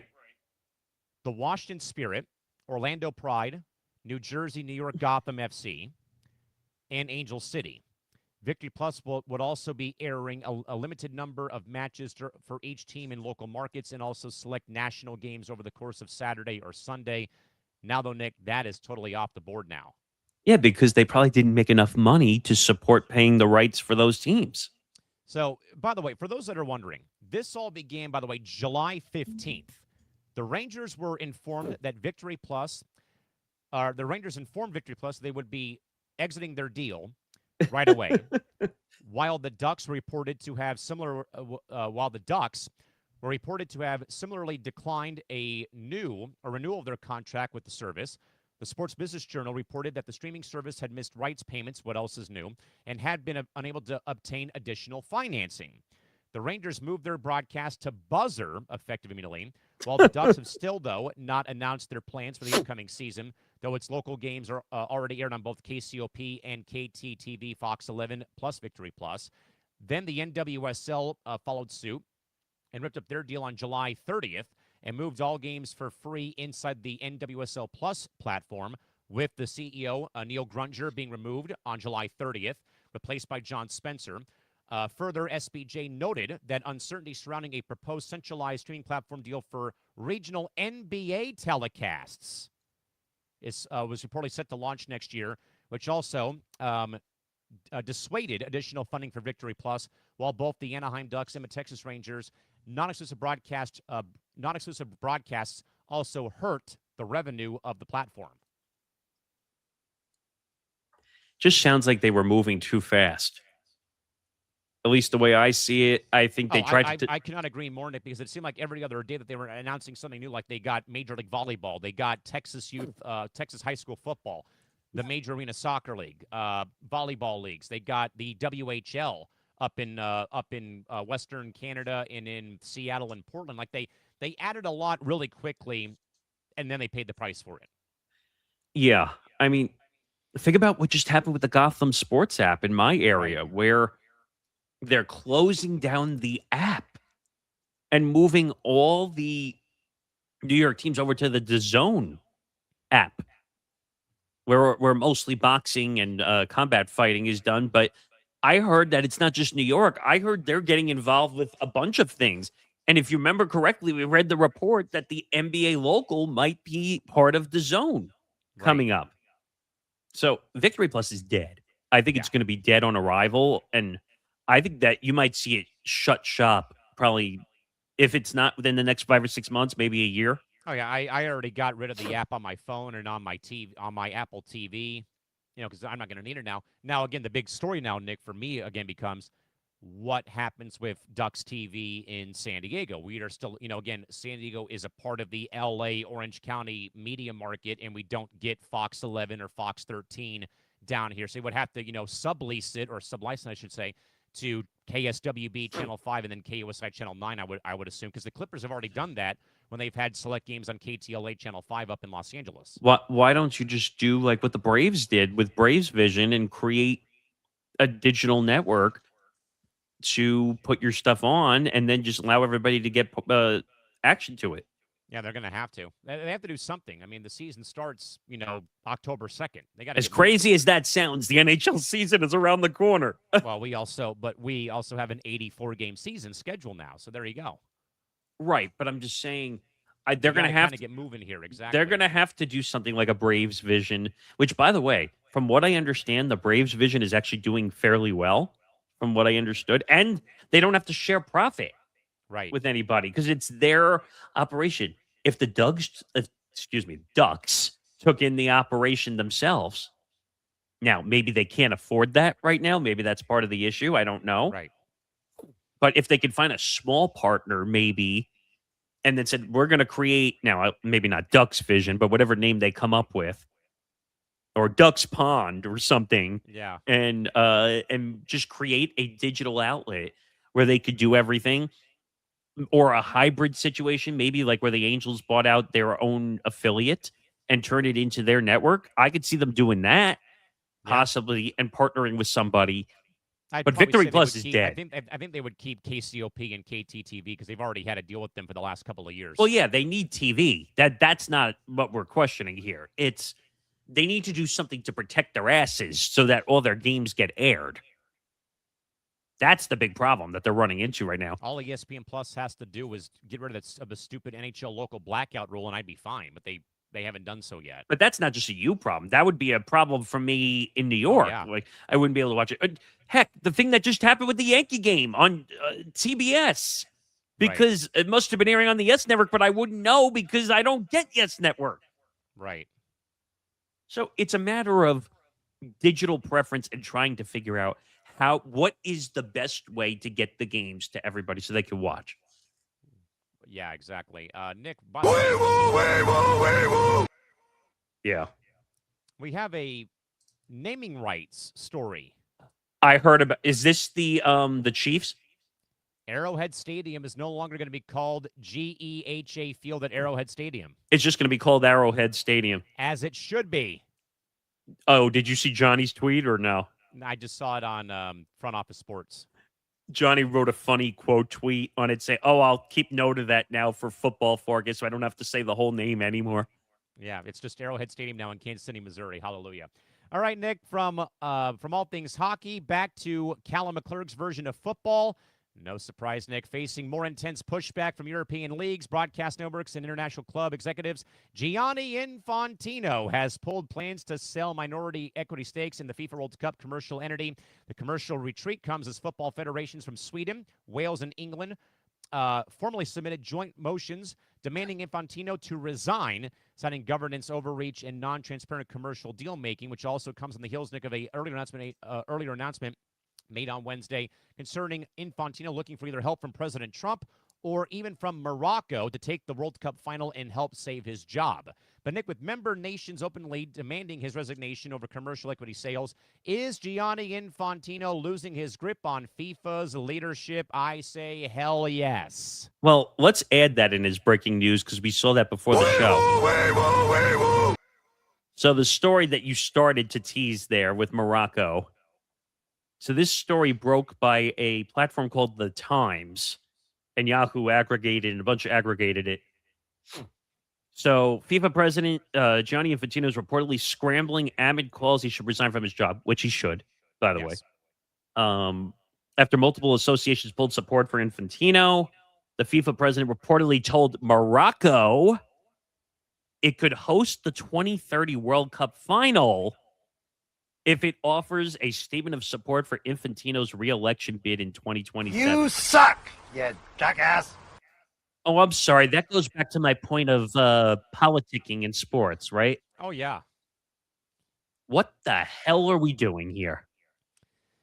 I mean, as if, Nick, that FIFA is corrupt. Again, as a soccer fan of this network like Trevor, we all agree, though, that FIFA is corrupt, and we're not saying that it's not. This is nothing new when we've sat through Sepp Blattner all those years ago, and now here with Infantino. But now, though, Nick, you've got three nations, including England and Sweden and Wales, now wanting you out.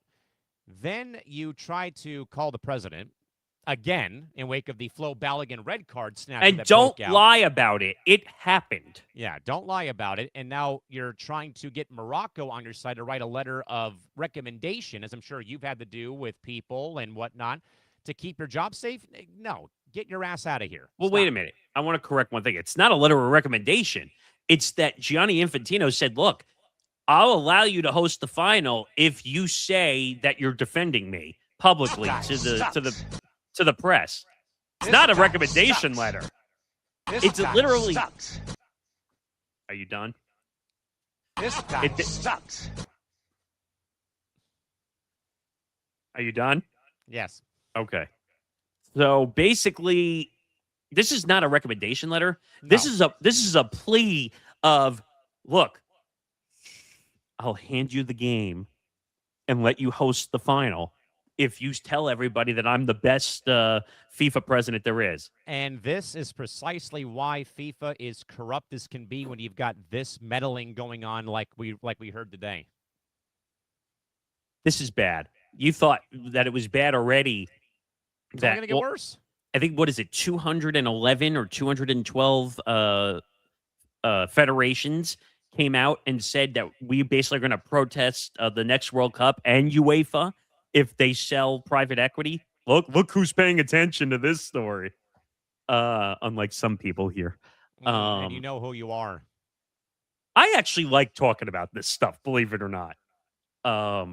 But 212 federations said to Gianni Infantino. Yeah, you had that. I think some MLS supporter groups made statements. I know the American Outlaws, the Team whole USA, world. the teams, everybody is revolting against this. And by the way, the one ironic federation that came out to his defense was Saudi Arabia. Well, I did that one, but how about Qatar? And Qatar. In case people don't realize, and we'll rehash this quickly for 2 seconds, is everyone knows the whole situation about the workers being mistreated in the 125-degree heat in Qatar, building the World Cup arenas. And obviously you had the Grant Wall situation, which we still don't know to this day what happens, but there's speculation that politics was involved in that, because why not?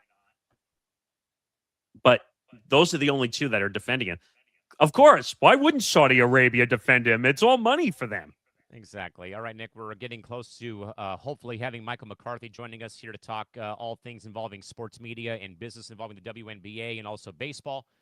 With that, Nick, though, more big news, though, in American football involving DirecTV and EverPass Media finalizing a comprehensive distribution agreement that will guarantee commercial establishments like bars and restaurants to still access NFL Sunday ticket feeds. The deal resolves months of venue anxiety regarding hardware upgrades and streaming bandwidth constraints, but also ensures that business establishments retain uninterrupted multi-game satellite distribution of the NFL on their screens.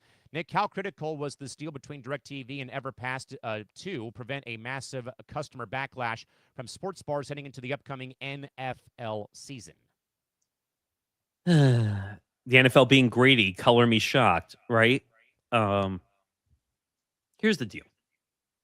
EverPass is actually a pretty significant product, and people don't realize that.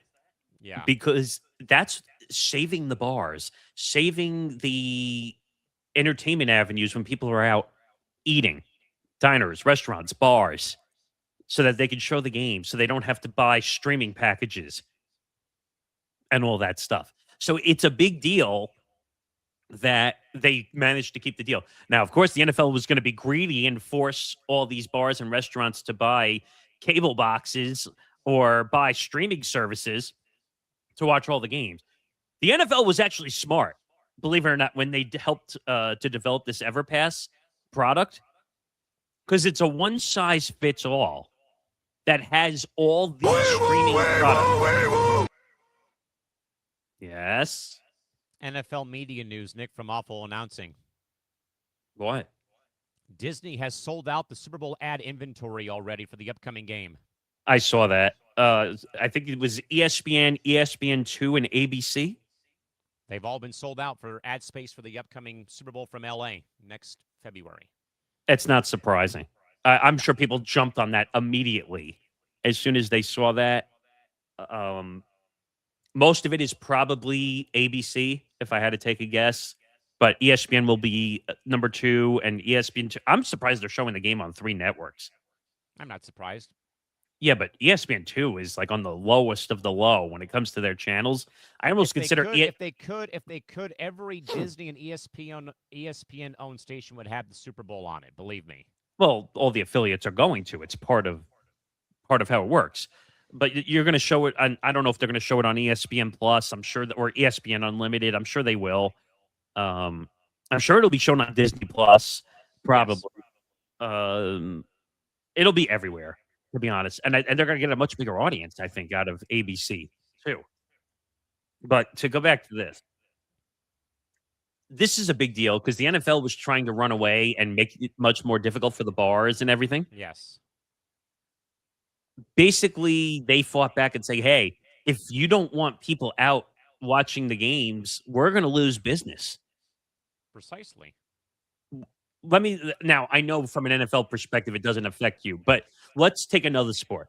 Let's say that MLS was not able to be shown in a bar or a restaurant or wherever you were going after a game. The odds would decrease of you going there, right? In theory.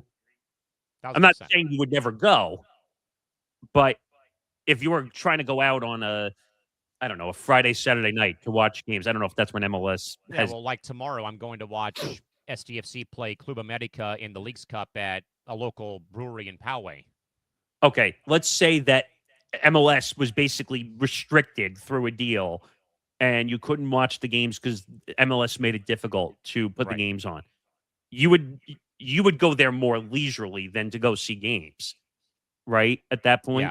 Yeah. By the way, Nick, for all the bases being covered for this year's Super Bowl, ABC, Univision, ESPN, Manning Cast on ESPN2, ESPN Deportes, ESPN DTC, and NFL Plus. I'm surprised they don't have McAfee doing something. Oh, I'm sure he will be. Unless he's going to be part of the big stuff, like on ABC and ESPN, maybe. Yeah. How do you not include? I'm surprised he's not in the press release. Yeah, I don't know. I mean, but this story though, Nick. I mean, I've long said this though that the one thing that always scared me about the NFL, and I'll be serious here for a minute about this league, is the thing that always seemed to frighten me a little bit was all these like one-off playoff games on Peacock, for example. We still have it. What if you go to a bar that is for example, a Chiefs bar in San Diego? What if the bar doesn't have Peacock, for example? Well, I think that's the whole reason for EverPass, because they can carry all the games and make the ability to show all the different games easier for these bars and grills and restaurants to show games. And most restaurants, bars, and grills have 4 or 5 TVs. They can put different games on.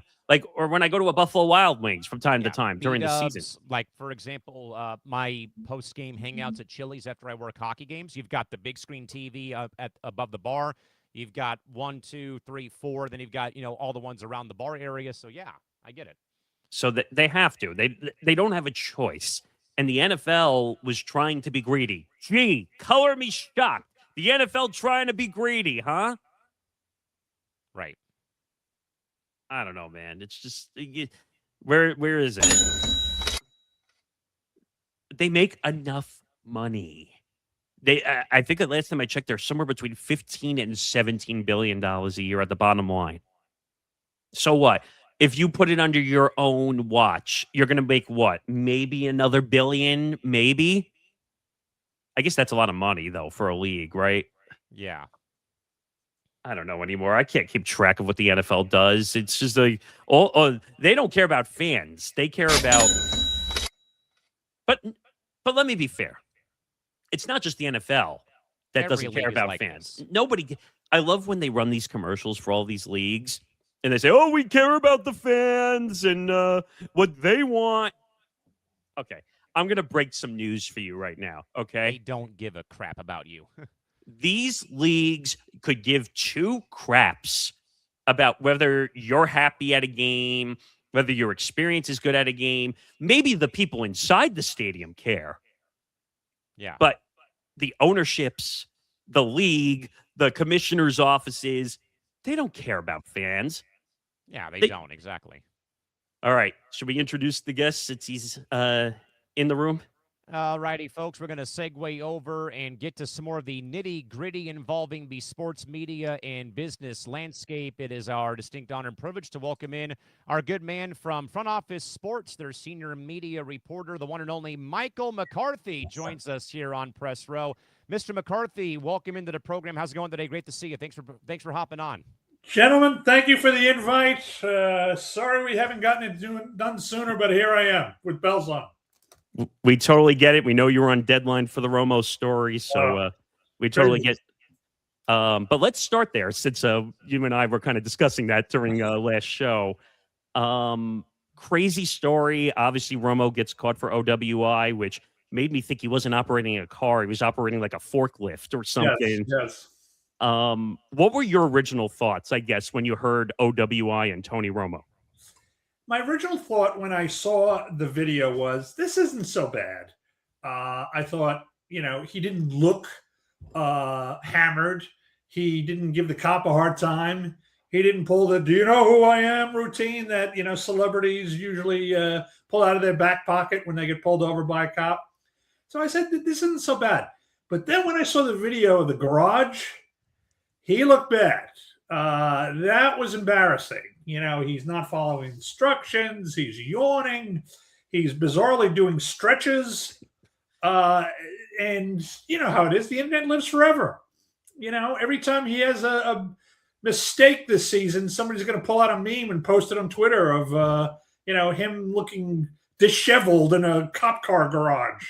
So, and the other thing that worries me, guys, and for Tony's sake, is I've covered a lot of these scandals, right?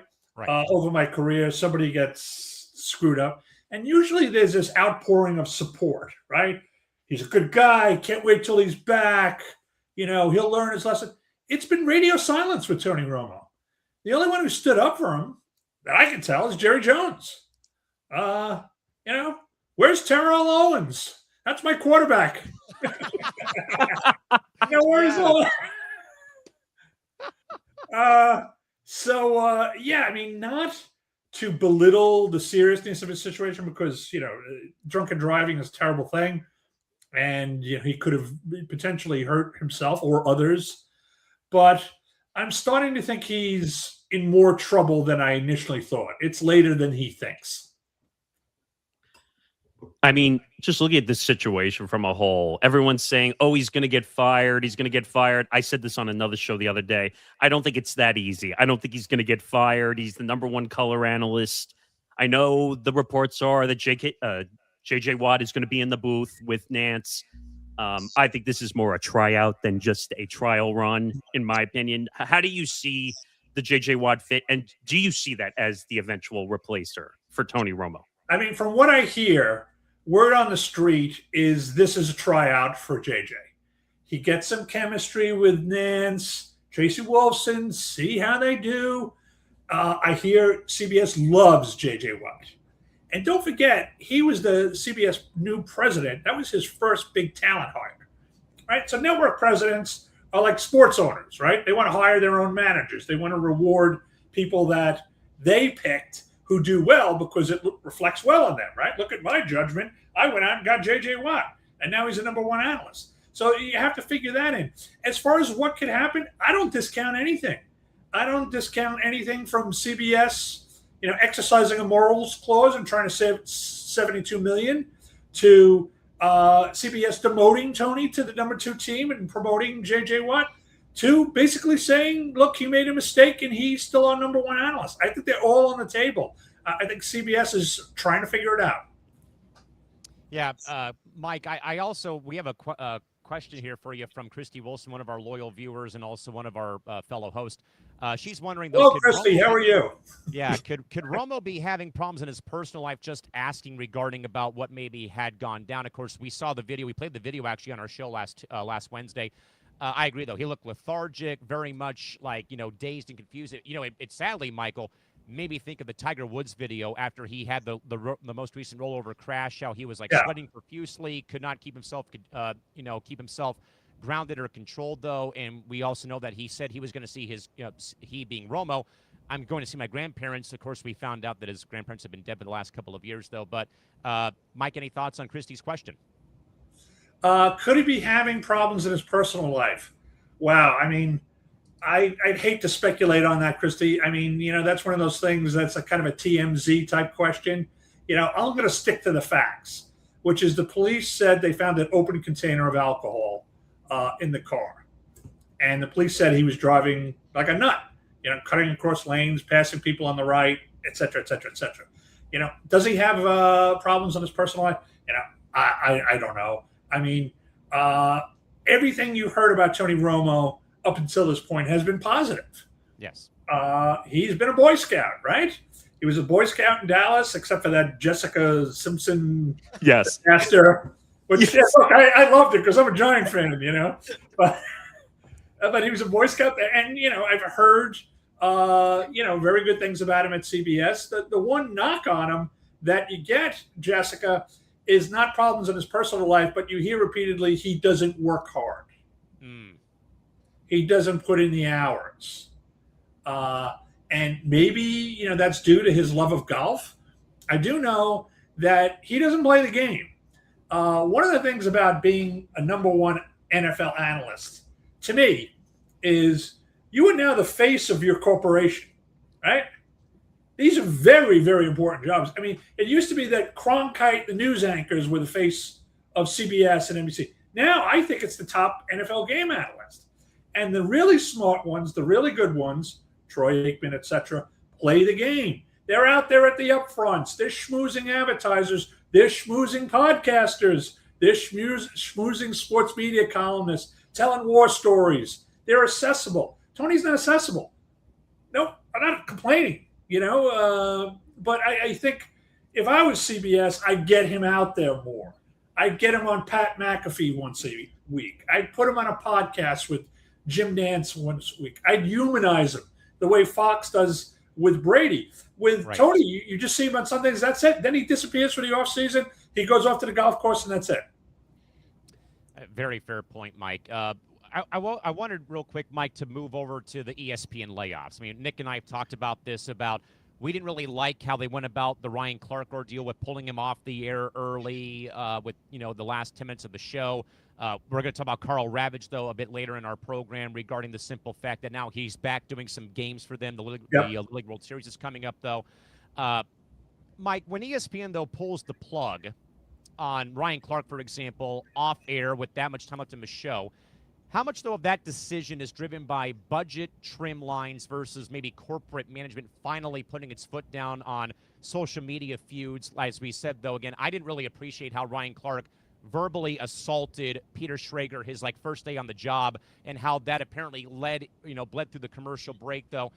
Mike, your reaction to how ESPN, though, went about these layoffs and how they all found out via social media? Yeah, I'll take them one by one, because that's really kind of like three issues there. Yeah. Well, on the first issue, how they went about it, and I'm going to defend ESPN, right?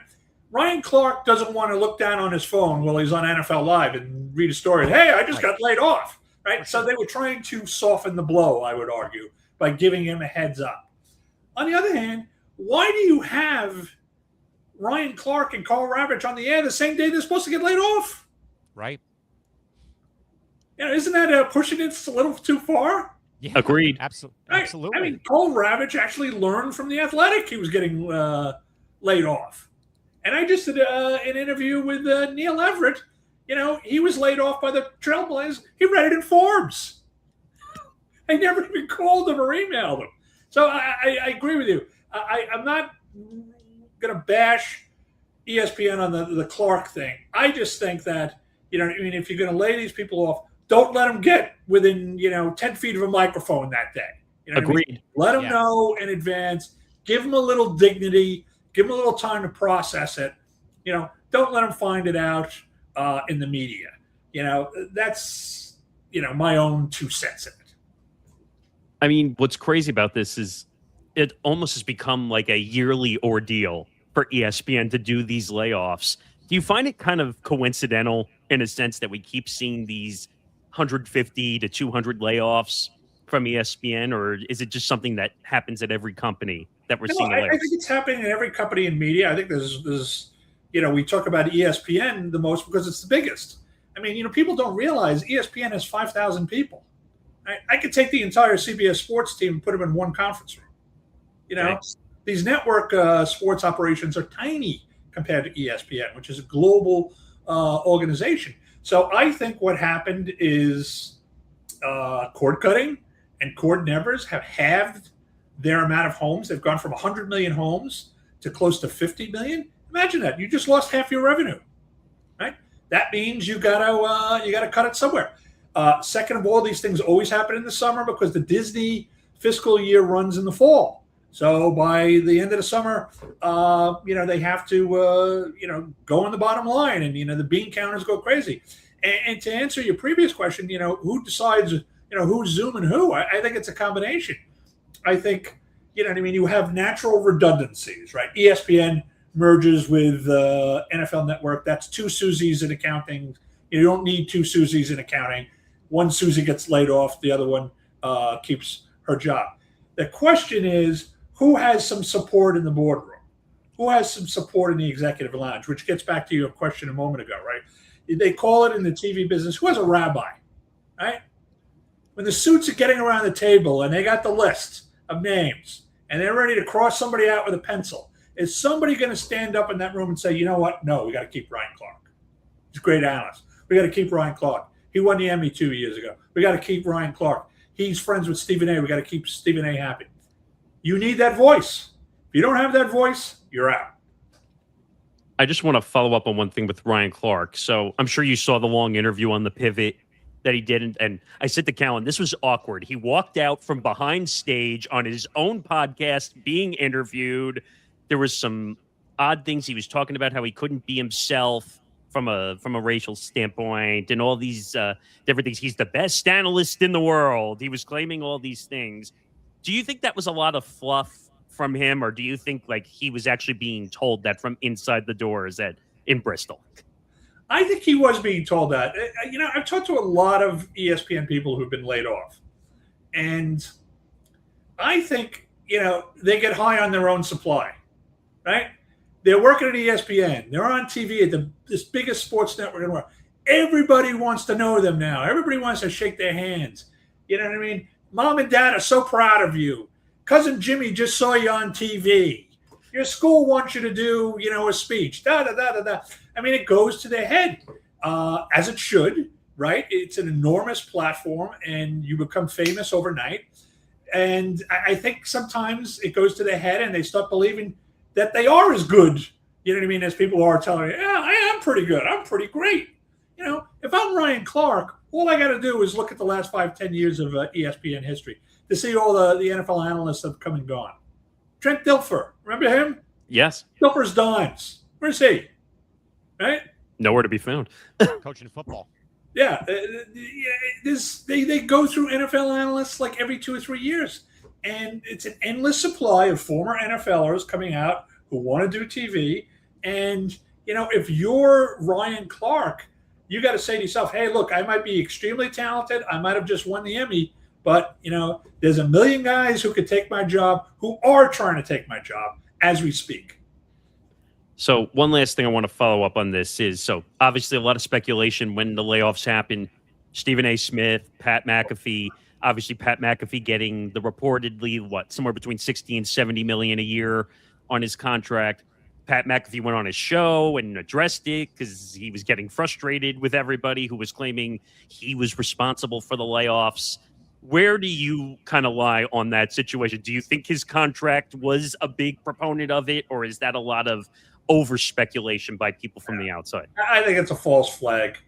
I don't think it has anything to do with Pat McAfee. First of all, Pat McAfee's not even an ESPN employee. He's an independent. He's his own boss. He licenses his show to ESPN. He pays his own talent. He pays for his own production. Second of all, I don't think it has to do with Pat McAfee or Stephen A. Smith. I think it has to do with the disappearing middle class. Same problem in the rest of our country, right? You got the 1%ers who make all the money, and then you got everybody down here who take all the, the benefits, and then you've got this disappearing middle class. You used to have a thriving middle class at ESPN. Sports Center anchors making $1 million, $2 million a year. John Skipper was handing out these contracts like candy, right? And gradually that middle class at ESPN has shrunk, where you have 5 or 6 people who are going to make most of the money. And we all know who that is: Stephen A., McAfee, SVP, Greeny, it's 5 or 6 of them. And then, you got the worker bees at the bottom. And then you got the Sports Center anchors who are getting squeezed, like poor David Lloyd, right? I never heard a bad word about David Lloyd. I feel so bad for him. I feel bad. 33 years at ESPN. Those are the people who are getting squeezed, the people in the middle who make just enough to make them attractive to some bean counter who's looking to save salary, but not enough to make them irreplaceable to the organization. Michael McCarthy, the senior media reporter of FOS, joining us here on Press Row, one of our trusted platforms that we go to for our news, for our show. Mike, I kind of want to divert a bit, stay, though, obviously in sports media, but obviously, Nick and I have long been covering the WNBA and their problems over the course of this entire season, from the CBA negotiations. We had Doug Feinberg, who's done a great job covering the sport, join us on our platform. And obviously, I think the big talking point away from Sophie Cunningham's issues, though, Mike, has been about Nancy Armour's, I think, very much out-of-bounds commentary about the physical play towards Callan Clark, comparing that to Emmett Till's lynching back in 1955. Again, that column blew up, though, with condemnation. USA Today called it an opinion piece and did not take that entire quote out, though. But, of course, Michael, you're a longtime journalist. You, of course, also taught at Rutgers. How does this comparison, though, as extreme as invoking Emmett Till's lynching, pass through a multiple layers of editorial oversight at a major outlet like USA Today, where, again, we're comparing this to a basketball game? Yeah, I'm really wondering if an editor okayed that piece. I used to work at USA Today, just FYI. I mean, I'm going back 15 years ago, but I used to work there. And back in the day, newspapers had layers upon layers of fact checkers, copy editors, and these people would save your ass. You'd have some mistake in your story, and some misfit copy editor, who studied medieval folklore, and had no personal skills whatsoever. You could never put him in a room or, on a telephone with anybody, but he knows everything there is about sports, would say, no, you're wrong. In 1932, Joe DiMaggio hit that. And they'd save your bacon. And I wonder if anybody at USA Today signed off on that piece. I wonder if Nancy is big enough, or Christine Brennan, who's her counterpart, are big enough where they just write and the thing goes through. Because USA Today doesn't have the money to pay copy editors anymore. Those are the people who are the first to get cut, right? And that's why you're seeing so many mistakes in copy. That's why you're seeing so many mistakes in social media. Not that I'm trying to knock younger folks, but the younger folks are the ones who do the social media accounts. So they're trying to come up with something pithy and, wild that'll grab you. And, right after the Nancy Armour thing, the USA Today puts out a tweet saying that Caitlin is missing, some big event because she's getting her hair done. I mean, talk about stepping on a rake. If anything to do with Caitlin Clark at that point should have been vetted by the editor-in-chief. And then, boom, here it comes again. So I don't know this for a fact. I haven't talked to anybody at USA Today in years, but I do know that across the industry, copy editors are getting wiped out, editors are getting wiped out, and that's why you're seeing these mistakes.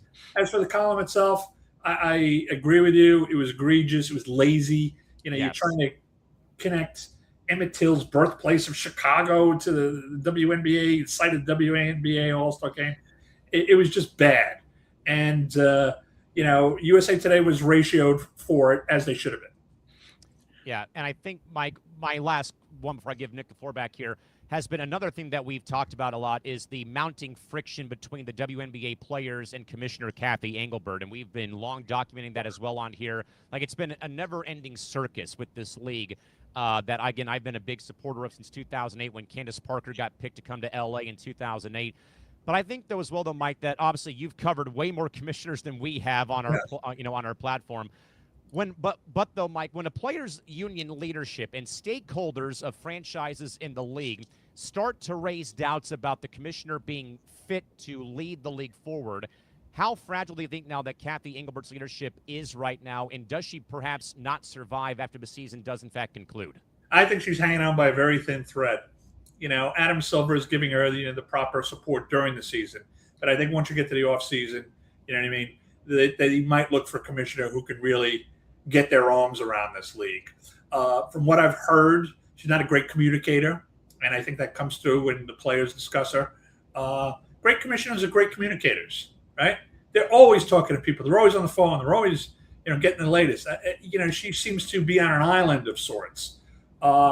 But I agree with you. The league has so much potential, and it's so bungled.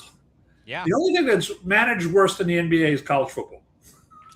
Good And college football doesn't have a commissioner. It's completely decentralized. You know? So, what does that say about the WNBA? I mean, despite all that, the thing is a rocket ship, right? Look at the ratings. It's amazing. I just don't get it. It's confusing to me. I'm curious your thoughts on Kathy missing, or not missing, but blowing off the Dan Patrick Show interview in that regard, because Callan and I talked about that. When you agree to do something, and then the quote comes out that the PR told her not to do the interview. Last time I checked, the PR works for you, not the other way around when it comes to scheduling. So you can't buy that excuse that she just blew that off, right? So somebody is giving her the worst advice, or maybe she's not taking advice and she's making her own stupid mistakes, because she did several stupid things there. One, as you said, she sort of demeaned herself. Well, PR told me, what are you, Joe Biden now? Saying you're the press spokesman won't allow you to speak. You're the president. You're the commissioner. You make that decision. Number two, you mess with Dan Patrick. Guy's a legend. You don't commit to Dan Patrick, then back off. He doesn't give a shit. He's out of the industry in 2 years anyway. He'll blast you. All you do is give him an opportunity do a whole show tearing you apart. And then three, to make matters worse, she's chipping and putting yards from the Dan Patrick set. I mean, why don't you rub salt in the wound? So Dan can't get you, but you can, shank a ball into the bunker over there when you're getting ready for 9 holes. Come on. She was looking like me on the golf course after a couple of cold ones. Own goal, complete own goal. And, either she's getting terrible media advice or she's not listening to it. And I tell you something, too. I've covered a lot of people who get great advice and don't listen to it. They may blame their PR person in the end, but in the end, if you've got a dumb client who won't listen to the doctor's orders, you can't blame anybody else when that client gets sick. It's your own fault. I'm just curious. Did you have any thoughts or idea for who could be the commissioner of the W? Or has anyone at FOS had some speculation on who the future WNBA commissioner could be? That would really be a question for Callan. Callan, he's our reporter who covers WNBA. You guys probably know him. Does a great job. Yeah, great job. I mean, if I was Silver, I would either go for one or two types. I would go for a David Stern-like Martinet, who will just get everybody in line. I don't want to hear any shit, and I don't give a shit. This is the way we're going to do it. And if you don't like it, get out.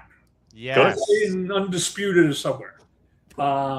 Or I'd go for a legend type who brings instant gravitas with the current player base. I mean, the current players don't care about Kathy Engelbert. Yeah, but if you get a WNBA legend who they respect, who helped build the league, who put money in their pockets, who helped them get the charter jets, instead of flying commercial, that's a person to listen to. Now, I guess we can't go without talking to WNBA without talking about some of Sophie's comments. But what do you make? I don't know if you saw the video today. She basically said, "I want to get back to talking basketball. I don't want to deal with all this nonsense of a comment I made back in February." One, what do you make of her comments? And two, do you think the national media has blown this out of proportion? Well, the national media blows everything out of proportion, and that's true. I put myself in that thing.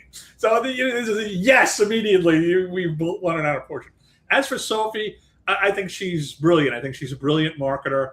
I think she was this also-ran player who nobody ever heard of, and by choosing to become Caitlin's bodyguard, both on the court and in the court of public opinion, she's made herself into a star. And she's deflected the heat away from Caitlin Clark. Right? Think about it. It's brilliant. She takes all the heat. She gets all the questions. Caitlin hoops. She's having her best season. She's now in the MVP conversation. So I've got a lot of respect for, Sophie Smart. As far as her attempt to put the genie back in the bottle or the toothpaste back in the tube, I don't think so. You came out in ESPN, you took a position. Now, every city you go to with these protests and somebody's going to ask your politics. Caitlin, I think, is the right idea, right? Ask me any question you want. Gee, Caitlin, do you think transgender athletes should be allowed to play in the WA? Well, that's really up to the league. Next question. Simple as right? that. Yeah. I mean, she doesn't give them anything. I don't know if she's been media trained to the nth degree, but she doesn't give the media anything to work with. Sophie threw red meat. She threw red meat out to the press. It's kind of hard to take that back. I mean, I guess the one thing I would say is, do you think the media sometimes pushes a little too much, though, after the fact? Like when Caitlin said, okay, I gave you an answer, and then you could tell she's not happy when she's being answered. I have no problem. If there's a credentialed reporter in there, they should be allowed to ask whatever they want. You shouldn't be allowed to badger people, right? But if it's a legit question, I have total support for reporters asking whatever they want and then giving the athlete the opportunity to answer. By the same token, if the athlete says, I don't want to answer that question or no comment, I respect that too. Yes. Right? It's a free country. Cuts both ways.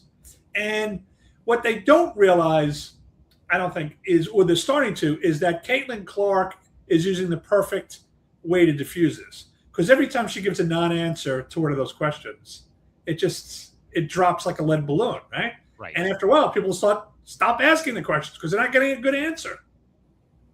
That's fair. I mean, what do you make of the Indiana Fever PR person also who keeps pushing them out of the room every time the media keeps asking a question? I don't think that's the right way of going about it either. It's stupid. I can't stand when these communication people, you know what I mean, talk about a little power going to the head, play lifeguard. Oh, you can't answer that question. You can't answer. No. These are grown people. They're adults.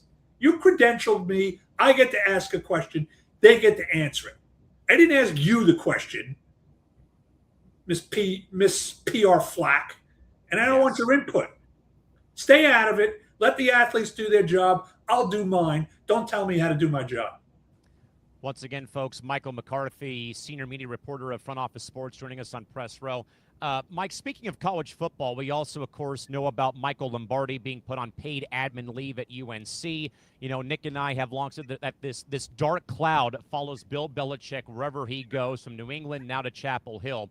But I'm glad, though, that we brought this up, though, as well, though, Mike, as we mentioned that the move also reflects the increasing legal and regulatory scrutiny around college athletic front offices, the athletic department, in the era right now that we're in of NIL, collectives, and revenue sharing. But, Mike, with so many college football programs now operating more like professional NFL front offices, how prepared are athletic departments, in your mind, to handle these complex investigations involving someone like Lombardi at the street? I think that they're totally unprepared for this stuff. Very ill-prepared.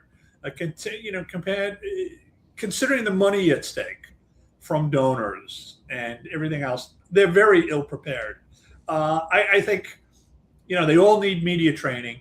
I think one of the unreported stories, we actually did a bit on it in FOS and it got a lot of traction, was Bill lost his brain. Bill had this guy up in Boston named Burge Najarian, right? He was his information godfather, right? He was the conduit. He was his consigliere, to use a godfather phrase, right? If the press wanted to go to get the Bill, they had to go to Burge. At the same time, you had to stay, if you wanted to stay on Burge's good side, to get to Bill, right? So they up there, they controlled the media. Now it's a free-for-all. Bill doesn't have Burge advising him anymore. You know what I mean? Instead, he's got a 24-year-old girlfriend who's acting, in effect, as his business manager. And we saw how well that went with CBS News. I will go to my grave saying that CBS showed that clip of her butting in as revenge, right? She tried to run the interview. She interrupted. She walked out. She carried on. So you know what CBS News said? It's going to be payback time. We're going to show a clip of you interfering in this interview. And that set off the whole thing. Right. So, media management, media training, it may seem like a waste of money. It's not. So I do want to ask one question about NIL, because I've been on the fence on NIL a lot, and Callan and I have been on the fence on NIL a lot. Do you think NIL has hurt college sports in a certain perspective? I know we've talked over the years of like these athletes should be paid, but has it actually hurt them over the years? And because there's no regulation fully for it yet. I would say that the question goes two ways. Has it hurt college sports? Yes. Look at all the old college football rivalries that have been destroyed. Oh, yeah. He's flying 3,000 miles to play a volleyball game because of NIL money or TV money. On the other hand, has it helped athletes? You know what I mean? I'm on the side of the athlete. I want everybody to make as much money as possible. Definitely. And I think for decades, college athletes, particularly, you know what I mean, at the Division I level, particularly the money-producing sports like football, were getting screwed. Well, you know, coaches like Nick Saban were making $10 million a year. You know, so if the athletes get a piece of the pie, I'm all for it. Okay. Yeah, I mean, that's very much a fair point. I mean, obviously, I live in San Diego, so I know all about Reggie Bush when he played here with Alex Smith at Helix High and his time at USC and how that, you know, relationship soured for a decade because of the Heisman Trophy being given back and the suit and tie from Radio City Music Hall and the ride he got. But I think, though, Mike, my last question, though, will probably go to baseball. It's not about the Dodgers or about, you know, the Tarek Skubal trade. But obviously, on the precipice, though, of the lockout, though, Mike, we saw the Padres be sold for nearly $4 billion at the, you know, as we come down the pipeline, though, of what is, you know, on the cliff out there of this December 1st CBA expiration date. But also, as well, though, Mike, I think what's a bit more puzzling is that this took so long for Feliciano and his wife to take control. There was some talk from Rob Manfred in Philadelphia that they were, you know, kind of, you know, dotting some T's and crossing some I's, and then, of course, did not see the Padres really do a whole lot at the trade deadline with, you know, again, Robbie Ray, Casey Mize. But more importantly, though, Michael, your thoughts on the sale happening, but also the price tag being paid this close, though, to a lockout coming closer. I think that, if memory serves correct, though, real quick, Joe Lacob, the Warriors owner, who was like ¡1, along with Dan Friedkin, to buy the Padres, spoke at an event that I believe FOS put on in San Francisco. And Joe basically said if there was a guarantee of no lockout, he would have bought the Padres. So your thoughts on how this whole thing has played out this closer to a lockout impending for baseball? Yeah. By the way, I was just in Petco. I saw a Padres game nice. About a month ago. Loved it. Great park. I think it just shows the underlying value of baseball. Baseball probably has the worst rep of any sports league, right? Hidebound, traditional, don't make any changes. And then you see, you know, billions of dollars spent on a team like that. It shows that people still love the sport. I'm also going to go out on a limb here. You know, I'm not going to bash baseball. I think baseball has done the best job of any league in the last 4 years. Fair. I mean, the pitch clock, all the changes they made, everything it just turned up gold, right? Even the Dodgers. You know, you want to say the Dodgers are ruining baseball? Well, you know, the Brewers could have traded their prospects. Oh, yeah. The Rays could have traded their prospects. You know, the Dodgers care about the chip like the Yankees used to and don't anymore. So I think that sale that, you know, really shows that there's a genuine love and appreciation and value to baseball. Just looking at baseball as a whole, it looks like we're heading towards a lockout. This will be the final question. God, I hope not. Same. We all agree. Do you see this being a long haul type of lockout? Like, do you see this being 1994 all over again? Or do you see we playing games next season? I really think that Manfred is smart enough to take it right to the precipice but not go over. You know what I mean? They know what the previous – why would he as commissioner, particularly for his legacy, want to squander all the great things that baseball has done in the last couple of years? Right? Right. You know, we're figuring out the umpiring. The games are faster, quicker, more action. I mean, baseball is getting back to the game we loved. I mean, I know you're a San Diego guy. I'll throw a name at you from the old days. Remember Randy Jones? Yes. I do. Yeah, me too. Yep. Wasted no time on the mound. You go to a Randy Jones game, it was over in less than 2 hours. I've heard that's what we loved around about World Cup, right? You watch the match, 2 hours, it was done. Nobody wants to watch a 4-hour baseball game while guys fix their gloves and their hats and all this stuff. You know, and you know, if I'm Manfred, I have built up so much goodwill amongst fans. I'm not throwing that away. I hope, you know, but you know, I'm not the commissioner. I mean, Do you think the salary cap is going to be the main issue, or do you think it's other issues? It has to be, because I think the outrage over the Dodgers, what the Dodgers have doing the last couple of years, is real.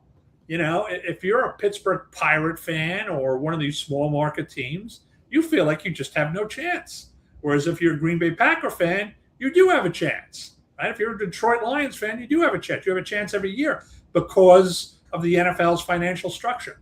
And, the Dodgers may be the impetus for a salary cap. You know what I mean? People are saying that, they're the evil empire, the new Yankees, and they're buying championships. Me being in New York as a Yankee fan, by the way. I don't know, but a lot of people were making speculation. Oh, the big bad Yankees of the 90s and the 2000s compared to the Dodgers. I don't think it's a comparison. I think that with private equity and these, it's not a family-run ownership, really. We're going away from that. It's not really the same thing, right? No, it isn't. The Yankees in the 80s and 90s, there was times when they didn't go after players, right, because George was in trouble. And, there was all sorts of things going on. Sometimes they went out in splurge, but it was only like every couple of years they did it. Dodgers get everybody. Every big free agent that comes on the market, they make these sweetheart trades. I don't even think what they got or what they gave up for Scooble was that much. It was nothing. I think the Lions could have, the Tigers could have done a better deal somewhere else. So they just seem to be kissed by luck, good fortune. They've got that crazy TV deal that showers them with money. Look, I got to hand it to him. My father grew up as a Brooklyn Dodger fan, so he's probably smiling on down at, But he is. Yeah, sooner or later, somebody's going to do something, because you got to question yourself: are prospects worth it, or is a championship ring worth it? Right. What are we playing for? To build up the best list of prospects in sporting news, or to win the chip? It's fair. Very fair. That's for sure. All right. I guess, Michael, thank you for being on with us. We really appreciated the time that we got our schedules worked together on this one. And hopefully we can talk sometime down the line when some more stuff comes around. My pleasure. Thank you for inviting Front Office Sports. Yeah, not a problem, man. We'll see you around. We appreciate the job that you all do. Yeah. Okay. See you. All right, everybody. Michael McCarthy from Front Office Sports drops by Press Row. Nick, bring in the heat. I absolutely love it. I love him, man. He's great. First of all, him bringing the real heat was unbelievable. And thankfully, we got the schedules all worked out. And that'll be an interview for the end of the year that I'll be happy to look back on. Anything stand out to you fully? Because I know we like to quickly, for a minute, just look back. No, I love the unapologetic stances that he had from perspectives about what we have kind of covered over the course of the last couple of shows here on ETB when it's come to Kathy Engelbert, the Nancy Armour story. I think, though, Nick, a lot of great points that we have said, but I think hearing it, though, from a third party, not for validation's sake, but like this is, in fact, what is going on and that it needs to be addressed. Excuse me. I thought he was spot on. I thought he nailed the baseball stuff towards the end, too. And he even agreed with me. He's like, how can you compare the Yankees to the Dodgers? There's private equity involved in baseball. I thought his WNBA takes were right on the money. That he agrees with us that Kathy's probably going to be out the door. I like who was the no-nonsense name he said for commissioner? I forgot his name. Narch, or yeah. She said Mark Narch or something? Mike Narch, one of the two. Because he's like, they're not going to take shit and they're not going to take the shit. And I'm like, yes, we need someone that'll step in and really do the job. But again, thank you to Michael McCarthy from Front Office Sports. And Callan's not kidding. We use Front Office Sports as one of the top sourcings. And we got to see if we can get some more people on from there because there's some really good people on there. A lot of great people that, again, like you said, that we can have one of the baseball writers on maybe. So we'll see what we can He was do. talking about Colin, I think, Yao. I think Sexto, I think, yeah. Actually, we were reading his article, I think, on the WNBA ticket stuff. Yes. Right? Yesterday. Which, by the way, yeah, in the dungeon, yes. We don't have time for that now, but that was an interesting story we'll have to talk about in the future. Yeah, we are running short on time, Nick. We have a lot more baseball to get to. We'll first start here. And we will, though, by the way, have Chris Rose's rant, by the way, about the Scooble trade shortly. I do, though, want to get to some of the baseball topics here. But, of course, Nick, it would not be the trade deadline without a Boob Nightingale failure from USA Today baseball insider Bob Nightingale, who, again, Nick, like always, drew a heavy wave of criticism across baseball after completely butchering trade details between the San Diego Padres and the New York Yankees over the course before the deadline. Nightingale incorrectly reported that a proposed deal around pitchers, Adrian Morejon and Will Warren, was shot down by the Padres, when in fact it was the other way around, forcing immediate public corrections and damaging beat writer credibility once again.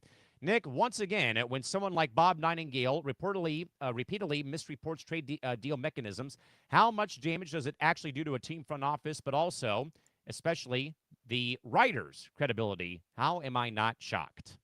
I'm not shocked at all. I mean, this guy, Bob, has gotten many things wrong before. I've had the chance to interview Bob Nightingale a long time ago. I'm sorry to hear that. It was a very long time ago, like before we were even a network. What? When we were doing ETB Sports as a solo show, that's how far back it goes. I don't know. I don't know what to make of it, to be honest with you. When you're a big name, first of all, ironically, USA Today again. That paper can't catch a break, can it? No. You gotta be careful when you report something. Because the original story was that the Padres rejected a deal with the Yankees for Will Warren for, who was it again? Adrian Morejon. When the real story was that the Yankees rejected the trade. Because why would you trade Will Warren for, what was he, a reliever? Yes. You're not trading a starter for a reliever. That makes no sense. Yeah. There's an update involving El Cheapo in the city of Portland, Oregon. Oh. But Okay. It's actually positive news revolving around this, Nick. There is some discussion going on within the last hour per SB Nation and David Deckard that the Portland Trail Blazers are reportedly willing to accept a project labor agreement, or a PLA, meaning that all renovation work at the Moda Center could be done by union workers and easing city concerns, with emails showing that the Blazer executives have been frustrated but engaged, indicating that they are actively negotiating rather than planning to move the franchise. Despite the challenges, though, with demands from the city of Portland, the team appears serious about securing public funding for the arena, suggesting that moving is not a primary plan now for the Blazers. Can we just stop, please? I'm getting tired of Tom Dawden and his El Cheapo style, and just work with the city and just call it a day. I mean, I hate to say it, Nick, this just sounds like Dean Spanos with the city of San Diego. No, but he picked up and took the money, though. I mean, that, like I said, that went on from the time I was in first grade until 2017. So that was 17 years of nothing in this marketplace. Are you that surprised? No, and yeah, I mean, people here can be, oh, the Chargers are at Callan University, and there's 6,000 people here. Yeah, that's 6,000 people out of a 6,000 seat Division I AA football stadium here, only because Harbaugh was our coach at USD at one point back in the early 2000s. I mean, that's not an indictment that football here matters in this marketplace anymore. And again, let me say it again. I don't fault anybody, and I have friends who are still Charger fans that live here, Nick. I don't shame them about following the team. Again, fandom is what you choose to do. That's not what I am going to be doing with myself when it comes to the NFL and the Chargers. And, I mean, sure, it brought some revenue to the school, but I don't really care. This is going to piss the two of us off right now. Oh, great. Now what? On 3, right? Is that the college athletics? Yeah, it's a huge platform for college sports. Yeah. They have a deal with Yahoo. They do a lot of stuff. I'm going to read this to you, and you and I are going to probably burn this to shreds, probably. So On 3, this is from their account. On 3 announces strategic partnership with Polymarket as its exclusive prediction market partner.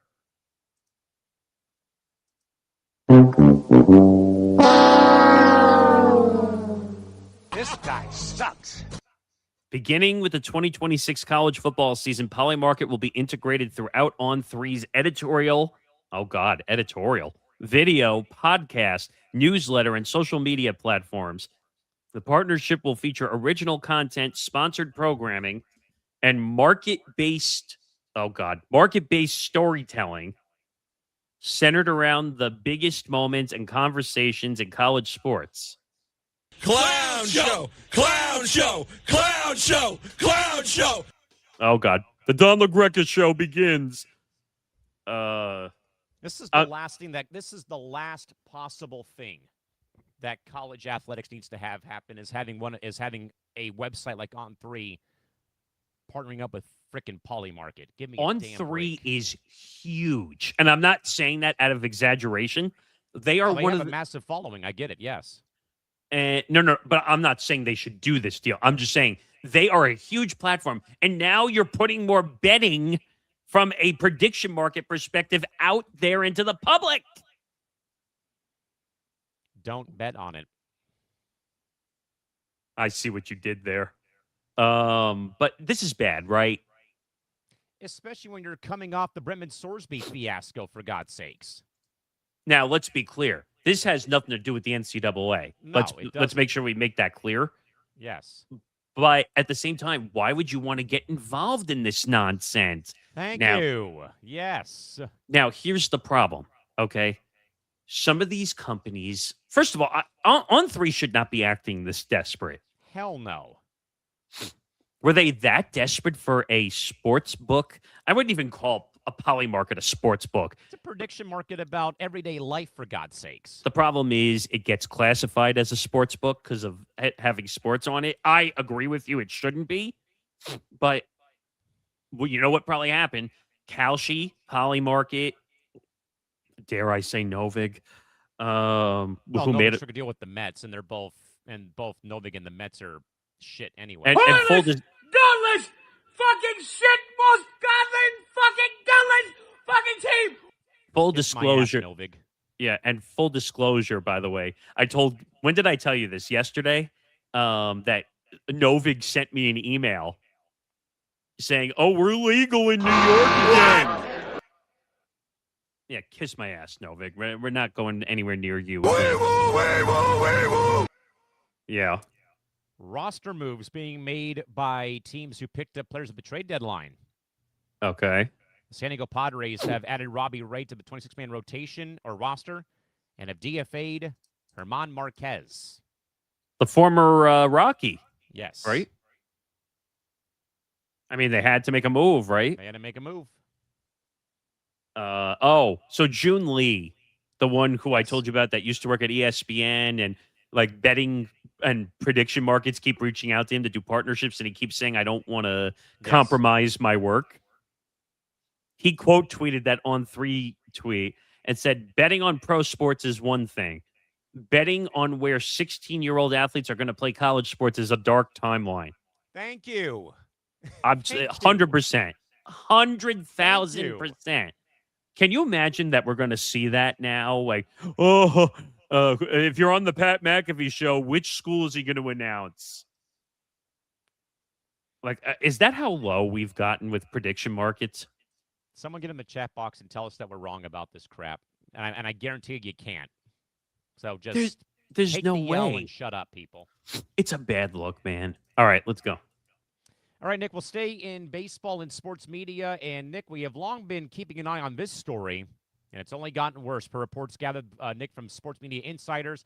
Reports that the relations between the Giants of Major League Baseball and flagship radio partner KNBR have reached what they're calling an all-time low. Tensions have flared over the team's Pride Night event months ago after 3 Giants pitchers refused to wear the theme cap and/or wrote Bible verses on them, followed by team executives Buster Posey delivering a dismissive baseball-only media exchange after the game concluded over the course of the weekend, and also further escalated out of control when famed columnist Susan Slusser openly questioned on air if bigot players wanted to play with the Giants, while Giants CEO Larry Baer failed to effectively address the glowing PR nightmare during radio hits on the station. Nick, when the team leadership, players, and flagship radio hosts are actively alienating each other on the air, can the commercial broadcast partnership between the Giants and KMBR actually survive long term? But of course, we've long said, though, that sadly KMBR has been having a lot of bad pub, though, not just with the Giants, but of course, Sharks content and what have you as well, too. KMBR is going up shit's creek without a paddle. It seems like as of late. They had the situation. Well, who was the radio host name that was having the problem?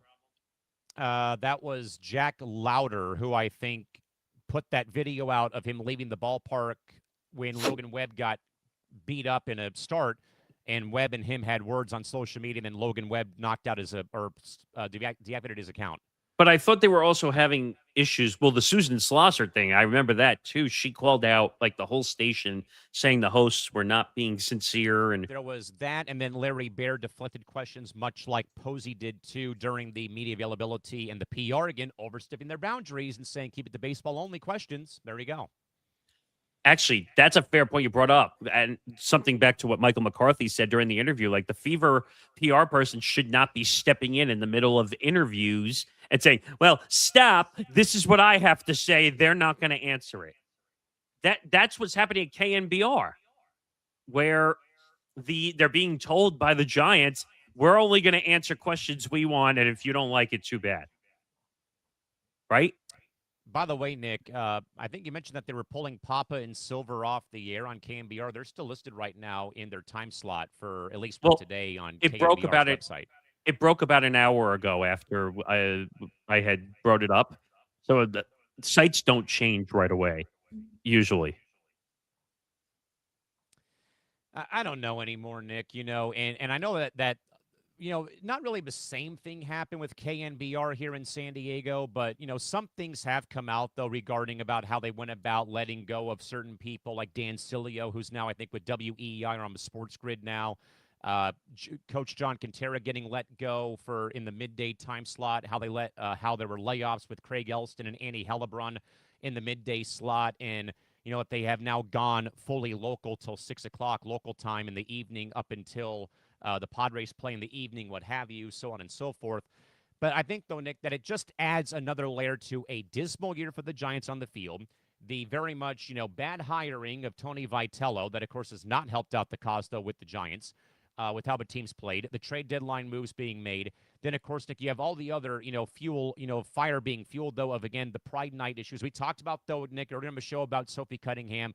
Again, 3 players writing the Bible verses on the hat. Baseball says you can't do that regardless of what your stance is on things. You cannot alter your uniform to even write "Hi, Mom" or "Love you," whatever it is on the uniform. So, it's layer after layer after layer, Nick, on top of the other layer that we talked about with KMBR using AI to not properly cover the Sharks during the course of their NHL season last year.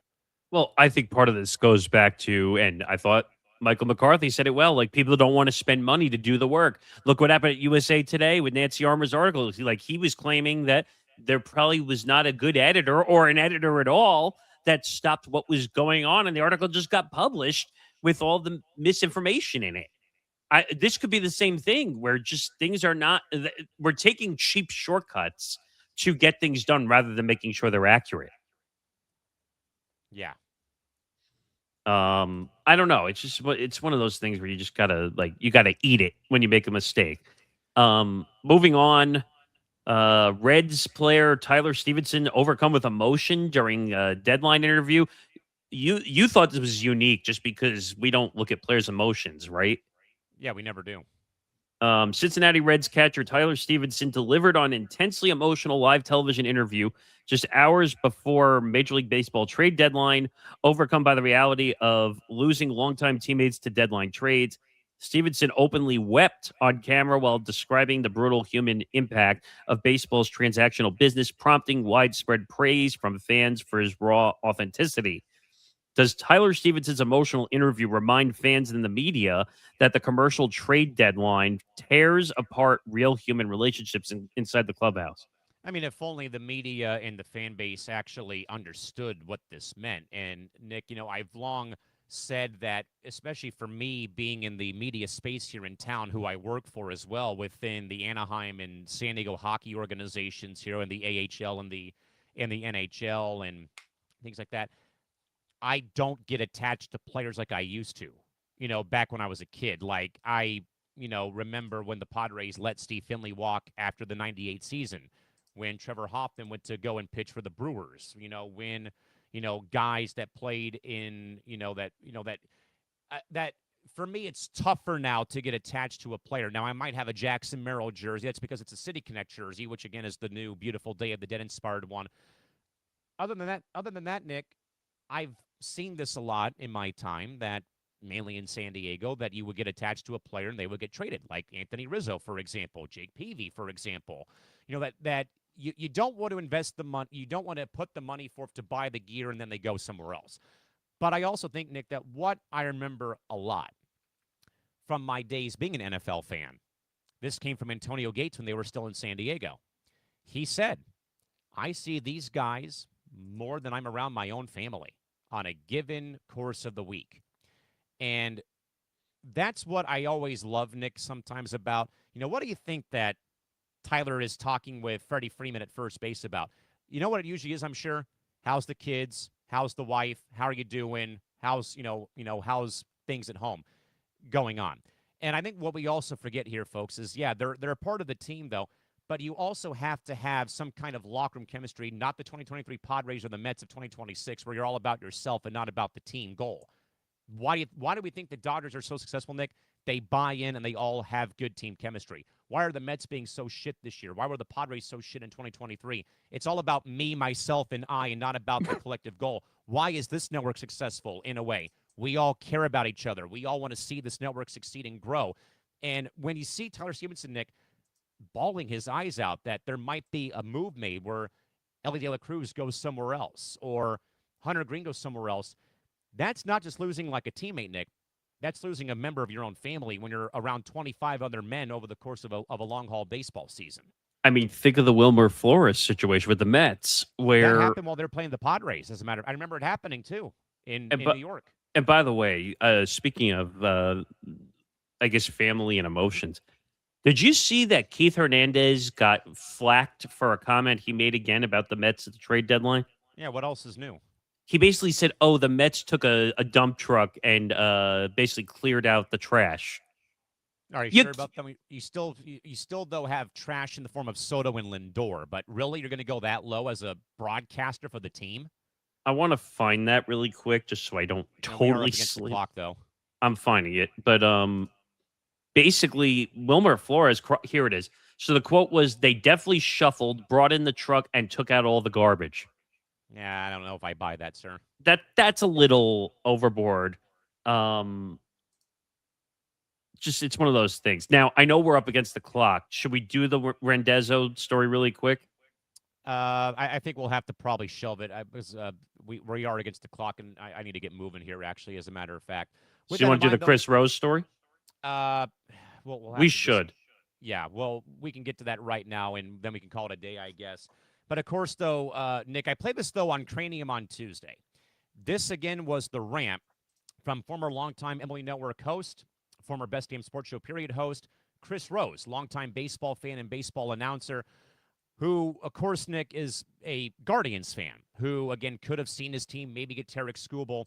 But, of course, Nick, in a very much tirade against baseball, we have the video evidence, Nick, that was played on Cranium on Tuesday. Here is Chris Rose alongside Jake Mintz, I believe, and former Twins infielder Trevor Plouffe, with Chris Rose bashing the teams that did not get Tarek Skubal for being cheap. Let's have a listen.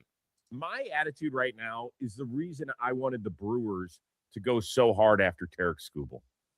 And I know that you guys have probably already talked this a ton, but it is the biggest story we've got. We can focus on all these, interesting little moves that we think is going to be all the difference in the world. Let's talk about the biggest one in the room, which is all these people flooding our comments section from the late night Saturday show and the one I did earlier today with Dalton that's saying, well, we can't give up these prospects. It's the lifeblood of the Brewers and Rays organizations. That is such bullshit. I cannot stop. I mean, I've had enough of it. Enough. I went back to 2017 when Christian Yelich was traded to the Brewers. Do you know that the Brewers gave up their first They're like 4th, they're 7th, and like a 16th or 17th best prospect. Now, I know that Yelich was under control. He ended up getting the extension, so it's a different thing. People will say, we can't do it for just a 2-month rental. Really? How many World Series have the Brewers won? Oh, you could even throw the Rays in there. I'll combine them. How many World Series have those two franchises won? Anybody? That's correct, nerd boy. 0. So why don't we try something different? You know what's definitely on? Do you think that Dustin May is going to line up and everybody's going to be like, hell yes, that guy's going to pitch game 2 because Kyle Harrison's arm has fallen off. So now we have to trot out Dustin May in game 2 of the NLCS against the Dodgers. And you know who he's going to face? Tarek Skubal. And that's going to be a problem for the Brewers. I love the Brewers. They are a tremendous story. The idea should not be just to survive. It should be to advance. And I don't care. I am telling you this as a lifelong Indians fan who did not pull the trigger on a Randy Johnson trade, who did not pull the trigger on a Curt Schilling trade, who did not pull the trigger on a Pedro Martinez trade. I regret it. I would have given up anything. Hell, I would have given up this arm. I would have cut my damn head off to have a chance at that stuff. And we had a way better team than the Brewers do now. And we still didn't get it done.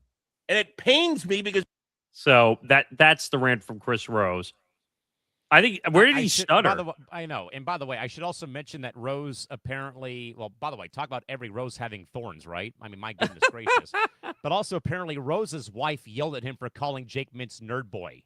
Yeah, I saw that. Who cares? Which is funny. But again, where, though, did Rosie start, like I said, though, on Cranium on Tuesday, that, that this, I mean, it's a debacle that this whole thing happened. And I said my piece, though, on Tuesday and what have you.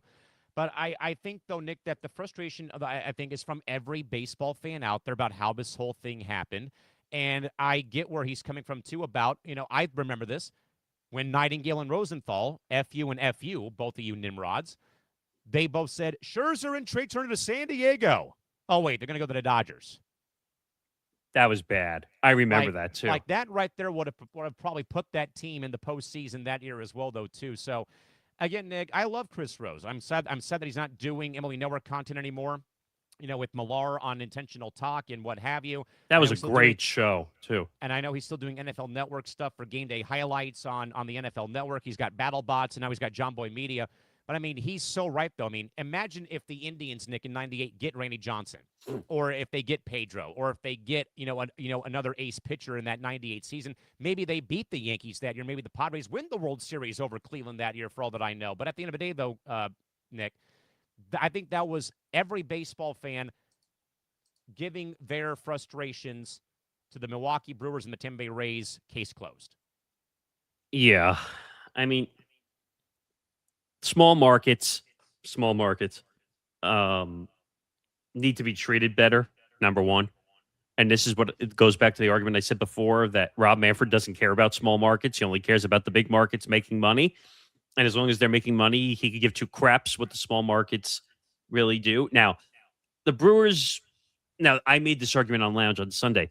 Maybe the injury history might have scared them a little bit too with Tarek Skubal having the arm surgery. Or to my point I made on Tuesday on Cranium, would there have been a guarantee, a la Jaylen Brown not going to the Milwaukee Bucks? If he goes to Milwaukee, does he actually sign and stay on beyond that year? I still think he would have gone to the Dodgers. Like, right, you're talking about a whole rental scenario, yes. which you guys are dealing with Robbie Ray and Casey Mize. You have no idea if it's going to go past that year.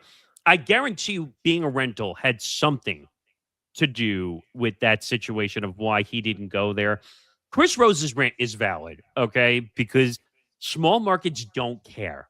They take in the profit, they put it in their pocket, and they call it a day. That's why we need a salary floor in sports. Of the two, between the floor and the cap, you need a floor. Because these teams are not willing to spend. Why do you think Cleveland and Pittsburgh and Colorado, Tampa Bay somehow figures it out every year, so I'm not going to blame them. But all those other teams I listed, they're at the bottom. They're bottom feeders, like Chris Rose was saying. I don't know how you fix it. I mean, you don't. I don't know how you can or what you can do, but certainly I think the crash out is valid. I think again, that's every baseball fan out there taking out their anger on Milwaukee, Tampa Bay, anybody who could have put forth, and that's why, Nick, I said on Cranium on Tuesday, every ownership group, including my team, even though they're in the middle of a transitional period right now, they all deserve to get scorned for what they allowed this to do or happen. Yeah. I mean, I feel bad for Chris Rose also. I thought he was really good on it. I thought Intentional Talk was the best show on the network, in my opinion, between him and Kevin Millar, but I guess it just didn't really work out that way. Before we go beyond the highlights with a personality-driven look at the games you love. Join Zambando for Bando's Breakdowns, airing every Thursday, 3 p.m. Eastern, noon Pacific. Zan dives deep into the tape, focusing on bracket-busting collegiate performances, individual brilliance on the court, and the trending news that everyone else is talking about. It's a masterclass in sports commentary that prepares you for the weekend ahead with expert analysis and a point of view you won't hear anywhere else. Only on the Empty the Bench Network. Make sure to subscribe to our YouTube channel, youtube.com/ETB Network, to find out more. Bando's Breakdowns this week will be Friday at 3 p.m. Eastern. And Fight IQ Puncher's Chance will be taking the 3 p.m. Eastern slot on Thursday just for one more week. And then we're back to normal with all the scheduling that's coming up. But that'll do it for the show. Thank you to Michael McCarthy from Front Office Sports for coming on the show. I think he did about 40 minutes with us, by the way. 35 minutes, our usual time. So, and by the way, you have to go back and watch that interview if you missed it. You want some unfiltered opinions and stuff, it's worth the watch. I promise you that. You don't hear me very often, like way over the top talking about interviews. This one is worth watching. We get into baseball, we get into the W, we get into some NFL. The only question I forgot to ask him about was the Aaron Rodgers stuff. That's all right. But if that's the worst of it, it's fine. We discussed it already. So that's good. The next show, August 12th, 2 p.m. Eastern, 11 a.m. Pacific. We're going to be very close. Actually, we're going to have to talk about the Hall of Fame game, business-wise, in the next episode of Press Row. What else do you have coming up? Or are you showless for the first time in a couple days? I'm showless until next Tuesday. If Cream's going to be on Tuesday. If not, it won't be until next Wednesday at this rate. So you and I will be working behind the scenes getting stuff done. Don't worry, the audio stuff is coming back. We promise. There was just a lot going on. You having to watch Mr. Doggo in your lap right there. Yes. Who got a cameo during the interview.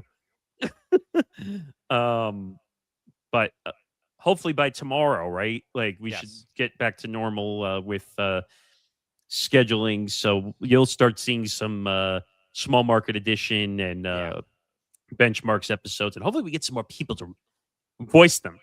Yes, that would be nice. But until then, thank you to everybody, to the 210 people who came in and watched the show.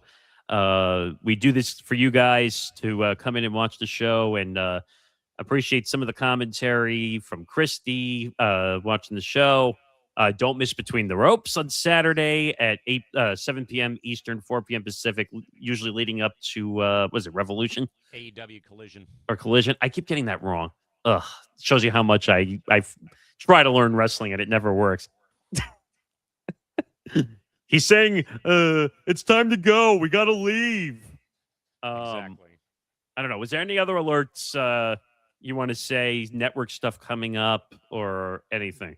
Not that I can think of. Again, Cranium is currently right now on the operating table for the week, just for the fact about, again, the Billy Ray Smith Memorial coming up on Monday here in town. Tuesday is supposed to be a day for being out of town for a friend's birthday, but again, all that can change. So we're aiming for Tuesday if things fall through. If not, we will reconvene at a later time and date next week for Cranium. It'll be there. It's just a matter of where. When. Who, what, when, where, why, how. Yes. All journalism. All right. Until then, he's Callan McClurg. I'm Nick Morgasen. We bid you adieu, and we will see you next week. Have a good day, everybody. Take it easy.